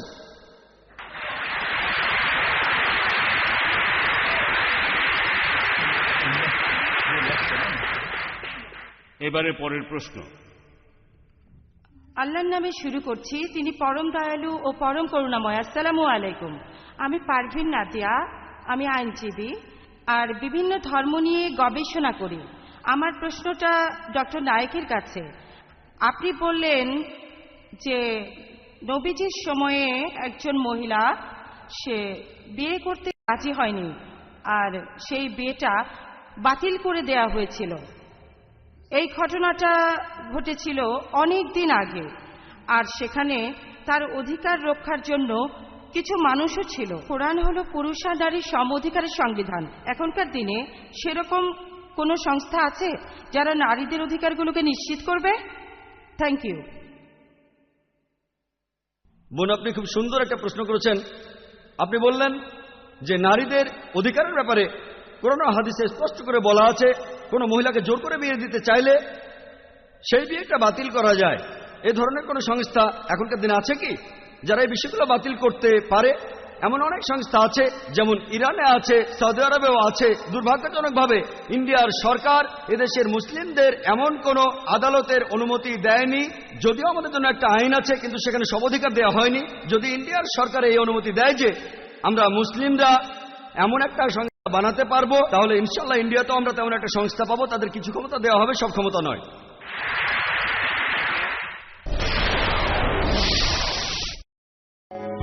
বাবা, ইউ আর রিয়েলি গ্রেট। তোমার সিদ্ধান্তই সঠিক। সন্তানকে আইআইইউসি ঢাকা ক্যাম্পাসে ভর্তি করে আমি নিশ্চিন্ত। মাল্টিমিডিয়া পিসি এলিফ্যান্ট রোডের কাটাবন মসজিদ কমপ্লেক্সে অবস্থিত কম্পিউটার বিক্রয়ের একটি অনন্য প্রতিষ্ঠান মাল্টিমিডিয়া পিসি। এখানে কম্পিউটারের যাবতীয় অ্যাক্সেসরিজ পাওয়া যায় এবং কম খরচে অভিজ্ঞ ইঞ্জিনিয়ার দ্বারা কম্পিউটার, প্রিন্টার, মনিটর সার্ভিসিং করা হয়। এছাড়াও দেশি বিদেশি 2000-এরও অধিক ইসলামী সিডি, ভিসিডি থেকে আপনার পছন্দের কপিটি সংগ্রহ করুন। মাল্টিমিডিয়া পিসি কম্পিউটার ও ইসলামী সিডি, ভিসিডি বিক্রয়ের একটি অনন্য প্রতিষ্ঠান। এবারের প্রশ্ন চিরকুট থেকে, ইসলাম ধর্মে কি কো এডুকেশনের অনুমতি আছে? এই প্রশ্নটা করেছে রাশেদ শেখ, একজন স্টুডেন্ট। ইসলাম ধর্মে কো এডুকেশনের অনুমতি আছে কিনা? ভাই, আপনি প্রশ্ন করলেন ইসলাম ধর্মে কো এডুকেশনের অনুমতি আছে কিনা, অর্থাৎ ছেলে আর মেয়ে একই স্কুল বা কলেজ বা ভার্সিটিতে পড়তে পারবে কিনা। প্রথমে আসুন দেখি ছেলে আর মেয়ে একই স্কুলে পড়াশোনা করতে পারবে কিনা। গত বছর একটা পত্রিকার রিপোর্ট এসেছিল, দ্য ওয়ার্ল্ড দিস উইক। তারা বিভিন্ন স্কুলে জরিপ করেছিল ইংল্যান্ডের বিভিন্ন ইউনিসেক্স আর কোয়েড স্কুলগুলোর উপরে।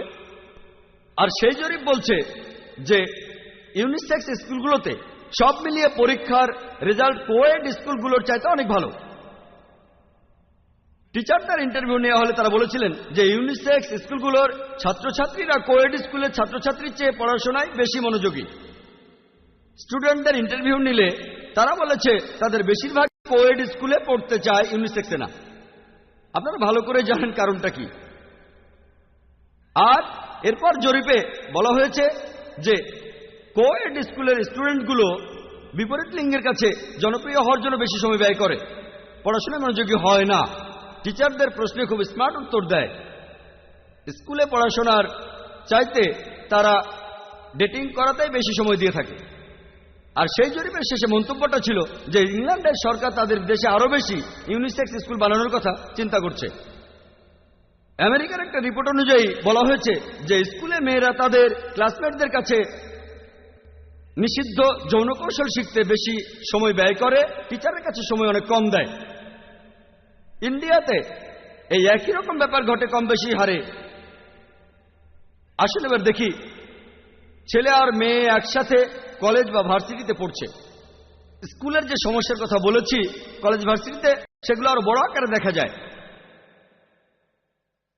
নিউজ উইক পত্রিকার একটা রিপোর্ট অনুযায়ী, এটা প্রকাশিত হয়েছিল 1980 সালের 17 মার্চ, তার 50 নম্বর পৃষ্ঠা, যেখানে বলা হয়েছে বিভিন্ন ভার্সিটিতে মেয়েদের উপর যৌন নির্যাতনের কথা।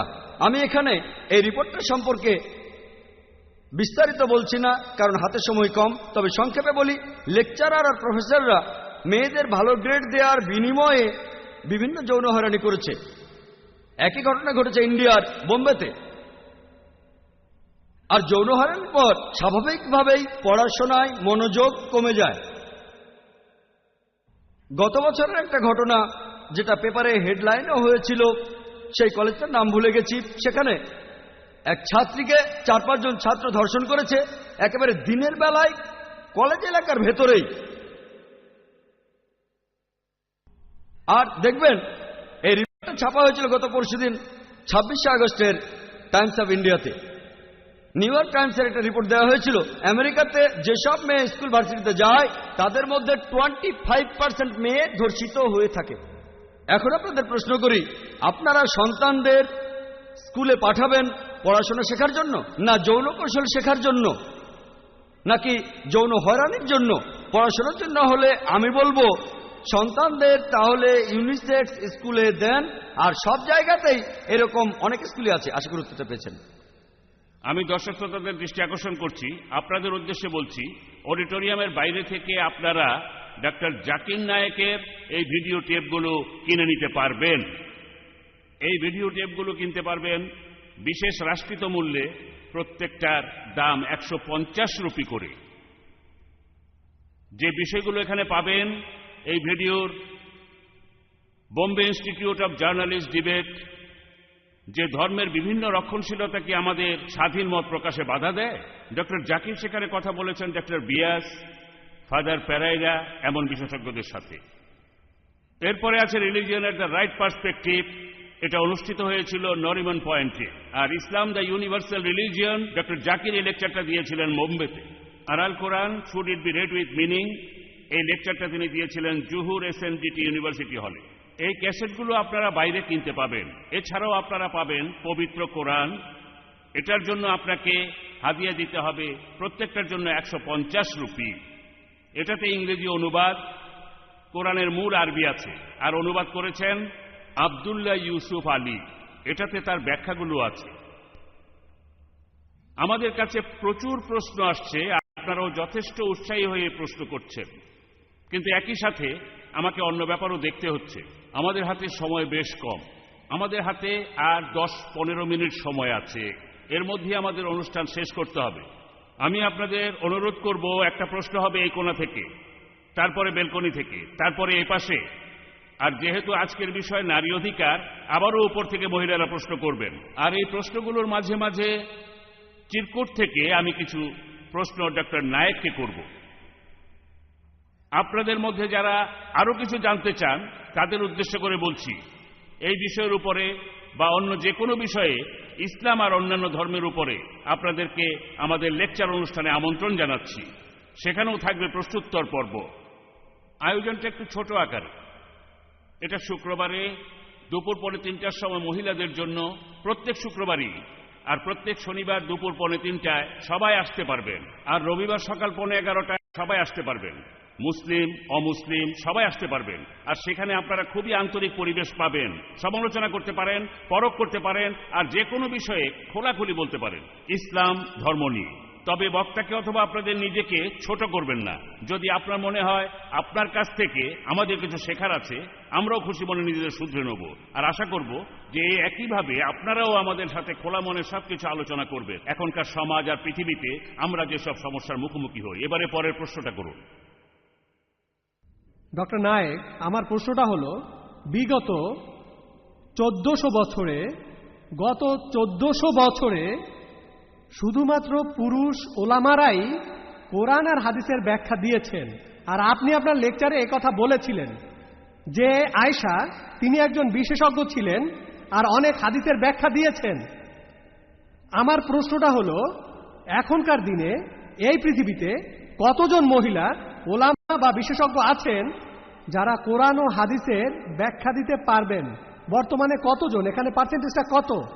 আর একটা বিষয়, আর এটা বলেই শেষ করছি, এই প্রশ্নটা করার কারণ হলো, বাংলাদেশের তসলিমা নাসরিন তিনি যখন পুরুষদের বিরুদ্ধে একটা বই লিখলেন, মাওলানারা চেঁচামেচি শুরু করে দিল, কিন্তু সে সময় অন্য কোনো মহিলা ওলামাই তসলিমা নাসরিনের পাশে এসে দাঁড়ায়নি বা তার সমালোচনা করেনি। তসলিমার কথাগুলো তো আমরা সব জানি না, কারণ আমরা এই ইন্ডিয়ায় বসে সব জানতে পারছি না, অথবা পাকিস্তান থেকে অথবা ব্যাঙ্গালোর থেকেও জানতে পারছি না। তাহলে এখানে তসলিমার সাথে যেটা করা হচ্ছে, আচ্ছা এক মিনিট, আচ্ছা আমি ছোট করে বলছি, না বললেও চলবে। বর্তমানে পৃথিবীতে কতজন মহিলা ওলামা আছে যারা কোরআন আর হাদিসের ব্যাখ্যা দিতে পারবে, আর পুরুষদের তুলনায় মহিলাদের পার্সেন্টেজ কত? ধন্যবাদ। আঙ্কেল, আপনি প্রশ্ন করলেন, আপনি মেনে নিচ্ছেন যে নবীজির সময়ে অনেক মহিলা ওলামা ছিলেন, তারা শুধু হাদিসের ব্যাখ্যাই করেননি, তারা সেগুলো মনে রেখেছিলেন। হযরত আয়েশা রাদিয়াল্লাহু তাআলা আনহা তিনি নিজেই বর্ণনা দিয়েছেন সব মিলিয়ে 2210টি হাদিসের তিনি নিজেই বর্ণনা দিয়েছেন। এখন আপনার প্রশ্নটা হলো, বর্তমানে পৃথিবীতে কতজন মহিলা ওলামা আছেন? পার্সেন্টেজটা জানতে চাচ্ছেন। এমন অনেক মহিলা ওলামা আছেন, এরকম অনেক মুসলিম সংস্থায় আছে বোম্বেতে, এছাড়াও আছে দারুল উলমে নাদওয়াতে, আরো অনেক জায়গায় আছে। বোম্বেতে আছে ইসলাহুল বানাত, অনেক মুসলিম সংস্থায় আছে যেখানে অনেক মহিলা ওলামা আছেন। পার্সেন্টেজটা বলতে পারবো না, সেটা জানি না, তবে অনেক মহিলাই আছেন, অনেক। এবার আমি আপনার দ্বিতীয় প্রশ্নের উত্তরটা দিচ্ছি। কেন কোনো মহিলা সে সময় এসে দাঁড়ায়নি তসলিমা নাসরিনের পাশে? আমি আপনাকে প্রশ্ন করি, তার পাশে কি দাঁড়ানো উচিত?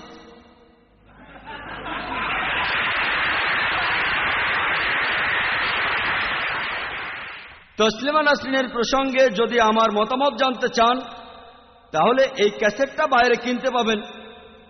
এই ক্যাসেটে আমি বিতর্ক করেছি, আর বোম্বে ইউনিয়ন অব জার্নালিস্ট এই বিতর্কের ব্যবস্থা করেছিল। সেখানে আমার বিপক্ষে ছিলেন ডক্টর বিয়াস, ফাদার প্যারেরা এবং অশোক সাহানি, যিনি মারাঠিতে লজ্জা বইটার অনুবাদ করেছেন। আমরাও সেখানে ছিলাম।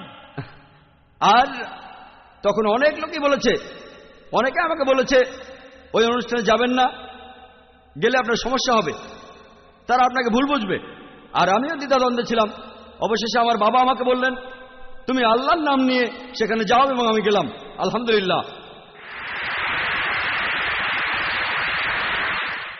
আলহামদুলিল্লাহ, শুধু আল্লাহর সাহায্য পেলাম বলেই সেদিন আমি সফল হয়েছিলাম। আমি এতটাই সফল হয়েছিলাম যে একটা পেপারও খবরটা ছাপা হয়নি। জানেন আপনারা, একটা পেপারও না।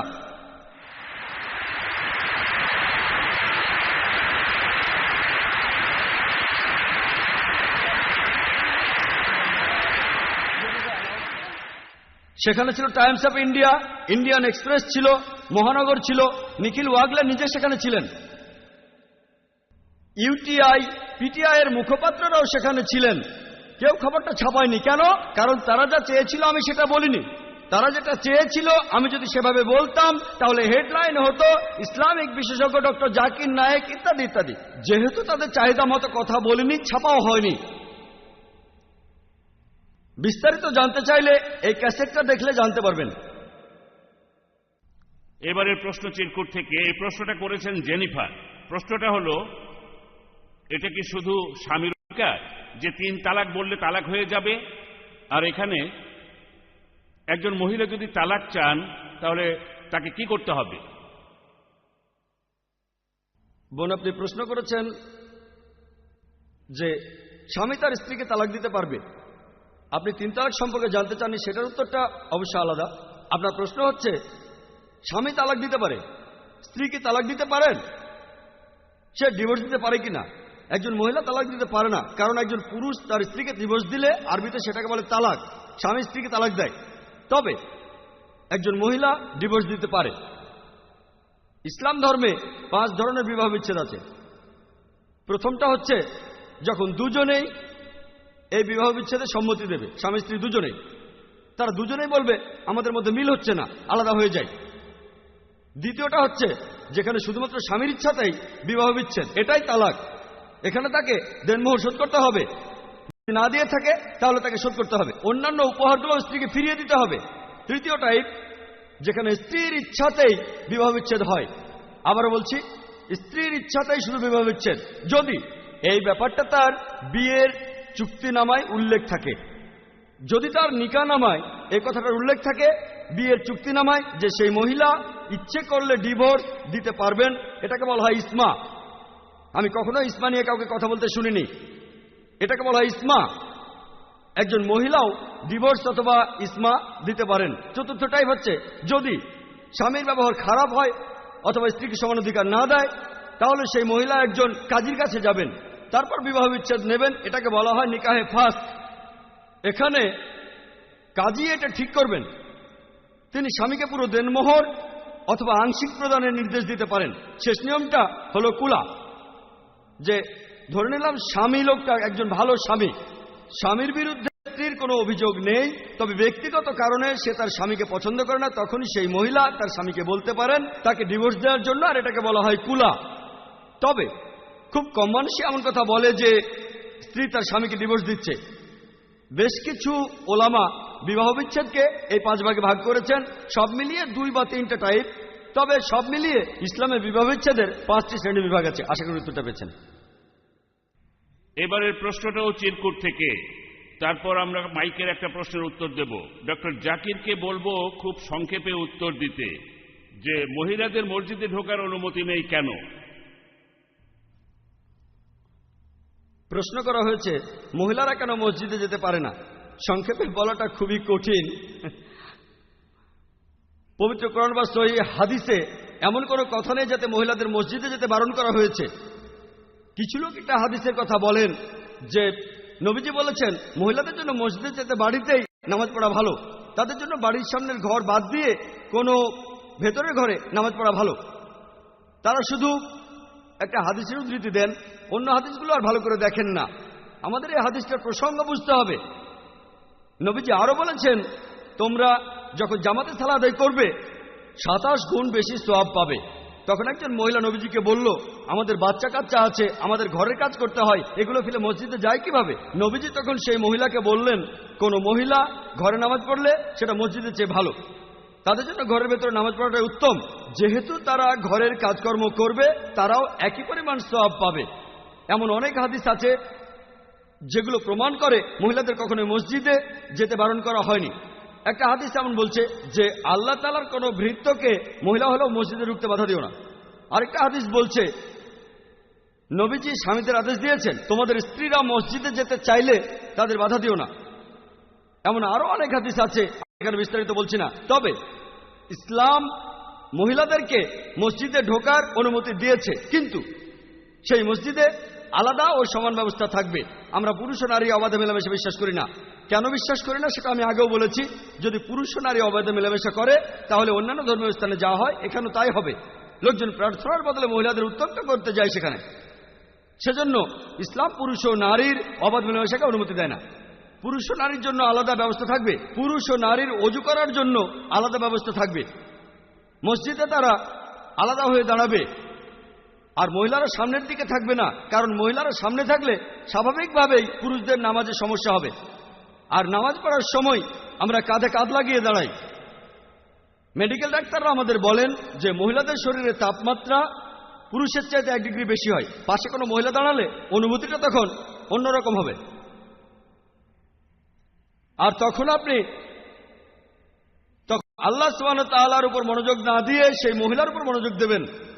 আর সেজন্য ইসলাম অনুযায়ী মহিলারা নামাজে পেছনে দাঁড়াবে। সৌদি আরব, লন্ডনে দেখবেন মহিলারা মসজিদে নামাজ পড়ছে, আমেরিকাতেও মহিলারা মসজিদে নামাজ পড়ে। এমনটা দেখবেন শুধু ইন্ডিয়াতে, তারা মসজিদে যায় না। আশেপাশের দেশগুলোতে এমনটা দেখবেন, হারাম শরীফে দেখবেন, মক্কা শহরে মসজিদে নববী সেখানেও যাচ্ছে। তবে আলহামদুলিল্লাহ ইন্ডিয়াতে এখন কিছু মসজিদ হচ্ছে, বোম্বেতেও, যেখানে মহিলারা গিয়ে নামাজ পড়তে পারেন। আশা করি অন্য মসজিদও শুরু হবে। ধন্যবাদ। এবারে পরের প্রশ্ন। এক্সকিউজ মি, আমি একটা প্রশ্ন করতে চাই। এই প্রশ্নটা কলেজ অফ সোশ্যাল ওয়ার্কের স্টুডেন্টদের পক্ষ থেকে। আজকের আলোচনার বিষয় হলো ইসলামে নারীর অধিকার। তবে আমার মনে হয়েছে যে এই অনুষ্ঠানটা আসলে এখানকার পুরুষ শ্রোতাদের জন্যই হচ্ছে। যদি এই বিষয়টা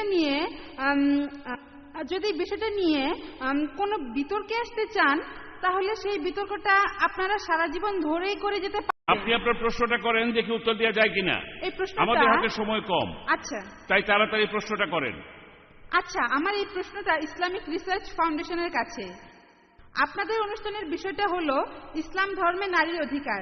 তাহলে আপনাদের স্টেজের উপরে কোনো মহিলা নেই কেন? স্টেজের উপরে কেন শুধুমাত্র পুরুষরাই বসে আছে? এই ব্যাপারটা আসলে এখানে উপস্থিত মহিলা শ্রোতাদেরকে কোনোভাবেই সন্তুষ্ট করতে পারছে না। বোন, আপনি প্রশ্ন করলেন যে আজকের এই অনুষ্ঠানের স্টেজের উপরে কোনো মহিলা নেই কেন? কারণ এই অনুষ্ঠানে কোনো মহিলা বক্তা নেই বোন। আমাদের ইসলামিক রিসার্চ ফাউন্ডেশনে প্রত্যেক শুক্রবার একটা অনুষ্ঠান হয় যেখানে মহিলা বক্তা থাকেন আর তারাই কথা বলেন। আজকে আমি এই অনুষ্ঠানের বক্তা, আর আমি একজন পুরুষ। আলহামদুলিল্লাহ, আমি কোনো মহিলা নই। আর এখানে আজকের প্রধান অতিথি তিনিও পুরুষ, আলহামদুলিল্লাহ, জাস্টিস এম কাজী। আর কোঅর্ডিনেটর সবাই পুরুষ। আমাদের অনেক অনুষ্ঠান আছে যেখানে মহিলা বক্তারা বিভিন্ন লেকচার দেন, আর এখানে প্রধান অতিথিও মহিলা। ইনশাল্লাহ ভবিষ্যতে এমন কোনো অনুষ্ঠান হলে আপনাকে আমন্ত্রণ জানাবো। এবারের প্রশ্ন চিরকুটে। একজন পুরুষ দ্বিতীয়বার বিয়ে করতে চাইলে কি প্রথম স্ত্রীর অনুমতি নিয়ে আবশ্যিক? প্রশ্ন করা হয়েছে কেউ দ্বিতীয় বিয়ে করতে চাইলে প্রথম স্ত্রীর কাছে অনুমতি নেয়া, এটা কি আবশ্যিক? স্বামী দ্বিতীয় বিয়ে করতে চাইলে প্রথম স্ত্রীর কাছ থেকে অনুমতি নেওয়া আবশ্যিক নয়, কারণ পবিত্রকরণ বলছে শুধু একটা শর্তেই একজন পুরুষ একাধিক বিয়ে করতে পারবে, সেটা হচ্ছে স্ত্রীদের সাথে তাকে সুবিচার করতে হবে। তবে এক্ষেত্রে তার জন্য অনুমতি নেওয়াটাই উত্তম। আর দ্বিতীয় বিয়ের আগে প্রথম স্ত্রীকে জানানো তার কর্তব্য, কারণ ইসলাম বলছে যদি আপনার একাধিক স্ত্রী থাকে আপনাকে সুবিচার করতে হবে। আর প্রথম স্ত্রী যদি অনুমতি দিয়ে থাকে সেক্ষেত্রে স্বাভাবিকভাবে স্বামী আর স্ত্রীর মধ্যে সম্পর্কটা খুবই ভালো হবে। তবে এটা আবশ্যিক নয়, শুধু একটা ক্ষেত্র বাদে, যদি তার স্ত্রী একথা নিকানামায় উল্লেখ করে যে আমি যতদিন থাকবো ততদিন তুমি অন্য কাউকে বিয়ে করবে না। সেক্ষেত্রে স্বামী দ্বিতীয় বিয়ে করতে চাইলে প্রথম স্ত্রীর কাছ থেকে অনুমতি নেওয়া আবশ্যিক। এটা বাদে অন্যান্য সব ক্ষেত্রে এটা আবশ্যিক না, তবে নিলে ভালো। এবারের প্রশ্ন পুরুষদের মধ্য থেকে। আমার নাম মোহাম্মদ আবরার হোসেন। ইসলামে নারী পুরুষের একসাথে কাজ করার অনুমতি নেই, তাহলে অতীতে তারা কিভাবে একসাথে যুদ্ধ করত? ভাই, আপনি প্রশ্ন করলেন যে ইসলাম নারী পুরুষের অবাধ মেলামেশাকে অনুমতি দেয় না, তারা যুদ্ধক্ষেত্রে অবাধে কিভাবে মেলামেশা করত। আমার লেকচার যদি আপনি ভালো করে শুনে থাকেন, যে যুদ্ধের সময়ও মহিলারা হিজাব পালন করত, সেখানে কিছুটা শিথিলতা ছিল। সহিহ বুখারীতে দেখবেন বলা হয়েছে যুদ্ধের সময় মহিলাদের পা দেখা যেত, অন্য সময় পাও ঢাকা থাকতো, এমন কিছু ছাড় হয়েছে। আর যুদ্ধের সময় মহিলারা এমনকি ঘোড়ার পিঠেও চড়ত, তখন পা দেখা যেত। ইসলামে এই ছাড়টা দেয়া হয়েছে। তবে আমেরিকান আর্মির মতো নারী পুরুষ অবাধে মেলামেশা করত না, তখনও তারা ইসলামিক হিজাব ও নিয়মকানুন মেনে চলত। এবারের প্রশ্ন চিরকুট থেকে। ভিডিও কালচার, সিনেমা, গান, ম্যাগাজিন, কো এডুকেশন এগুলো আমাদের সমাজে অবাধ যৌনতার পথ খুলে দিয়েছে। এমন অবস্থায় আমাদের সন্তানদের, বিশেষ করে মেয়েদেরকে কি তাদের নিজেদের পছন্দ মতো বিয়ে করতে দেওয়া উচিত? প্রশ্নটা করেছেন মোহাম্মদ আসলাম গাজী। ভাই, আপনি প্রশ্ন করেছেন যে বিজ্ঞান আর প্রযুক্তির উন্নতির কারণে সিনেমা ভিডিওতে অশ্লীল যৌনতা দেখা যায়। এমন পরিস্থিতিতে আমাদের মেয়েদের কি নিজ পছন্দে বিয়ে করতে দেওয়া উচিত? আমি আগেও বলেছি যে বাবা মা সন্তানদের পথ দেখাবেন, মেয়েকে বিয়ে করার জন্য নির্দেশ দিতে পারেন, তবে জোর করতে পারবেন না। এটা কিভাবে জানবেন যে বাবা মা সবসময় সঠিক? তাই ইসলাম আমাদের বলছে যে বাবা মা সন্তানদের বিয়ের ব্যাপারে নির্দেশ দিতে পারেন, কিন্তু জোর করতে পারবেন না, কারণ এখানে আপনাদের মেয়েই তার স্বামীর সাথে থাকবে, আপনারা নন। এবারে আমাদের অনুষ্ঠানের শেষ প্রশ্ন মহিলাদের মধ্য থেকে। আসসালামু আলাইকুম, আমি মিসেস রাজিয়া খান। ইসলামের আইন অনুযায়ী শুধুমাত্র বাবাই হলেন পরিবারের অভিভাবক, কেন? বোন, আপনি প্রশ্ন করলেন যে ইসলামের আইন অনুযায়ী শুধু বাবাই পরিবারের কর্তা। এটা ভুল বোন। ইসলামিক শরিয়া অনুযায়ী কোন সন্তান তার শৈশবকালে আনুমানিক 7 বছর বয়স, 7 বছরের কম বয়স হলে মা হবেন তার অভিভাবক, কারণ সন্তানের শৈশবকালে মায়ের দায়িত্ব বাবার দায়িত্বের চেয়ে বেশি হয়। পরবর্তীতে তার অভিভাবক হন বাবা। তারপর প্রাপ্তবয়স্ক হলে এটা তখন সেই সন্তান নিজেই এটা ঠিক করবে সে কার সঙ্গে থাকবে। তবে এই অবস্থায় ইসলাম বলে যে সেই সন্তান যার কাছেই থাকুক না কেন, হোক সে বাবা বা মা, তখন সে দুজনের সাথেই দেখা করতে পারবে। আশা করি উত্তরটা পেয়েছেন। আপনাদের সবাইকে অনেক ধন্যবাদ। আমার এ হাতে এখনো অনেক প্রশ্ন আছে, অনেকে এখনো প্রশ্ন করার জন্য দাঁড়িয়ে আছেন। আমরা দুঃখিত, অনুষ্ঠান এখানে শেষ করতে হচ্ছে, কারণ আমাদের নির্ধারিত সময় শেষ হয়ে গেছে। আমরা আপনাদের IRF এ স্বাগত জানাচ্ছি, সেখানে আপনাদের প্রশ্নের উত্তর পাবেন। আর বিনয়ের সাথে বলছি, আমরা আপনাদের সবগুলো প্রশ্নেরই উত্তর দিতে চাই, সময়ের স্বল্পতার কারণে সেটা পারলাম না। সবাইকে ধন্যবাদ। বিশেষভাবে ধন্যবাদ দিচ্ছি জাস্টিস কাজীকে এবং সম্মানিত অতিথিদের যারা আমাদের আজকের এই অনুষ্ঠানে উপস্থিত হয়েছেন। ধন্যবাদ জানাচ্ছি এখানকার ম্যানেজমেন্ট আর ভিডিও টিমকে। আজকের অনুষ্ঠানের সাথে জড়িত সব কলাকুশলীকে আমার আন্তরিক ধন্যবাদ জানাচ্ছি। ধন্যবাদ। আসসালামু আলাইকুম, জাযাকাল্লাহ খায়ের।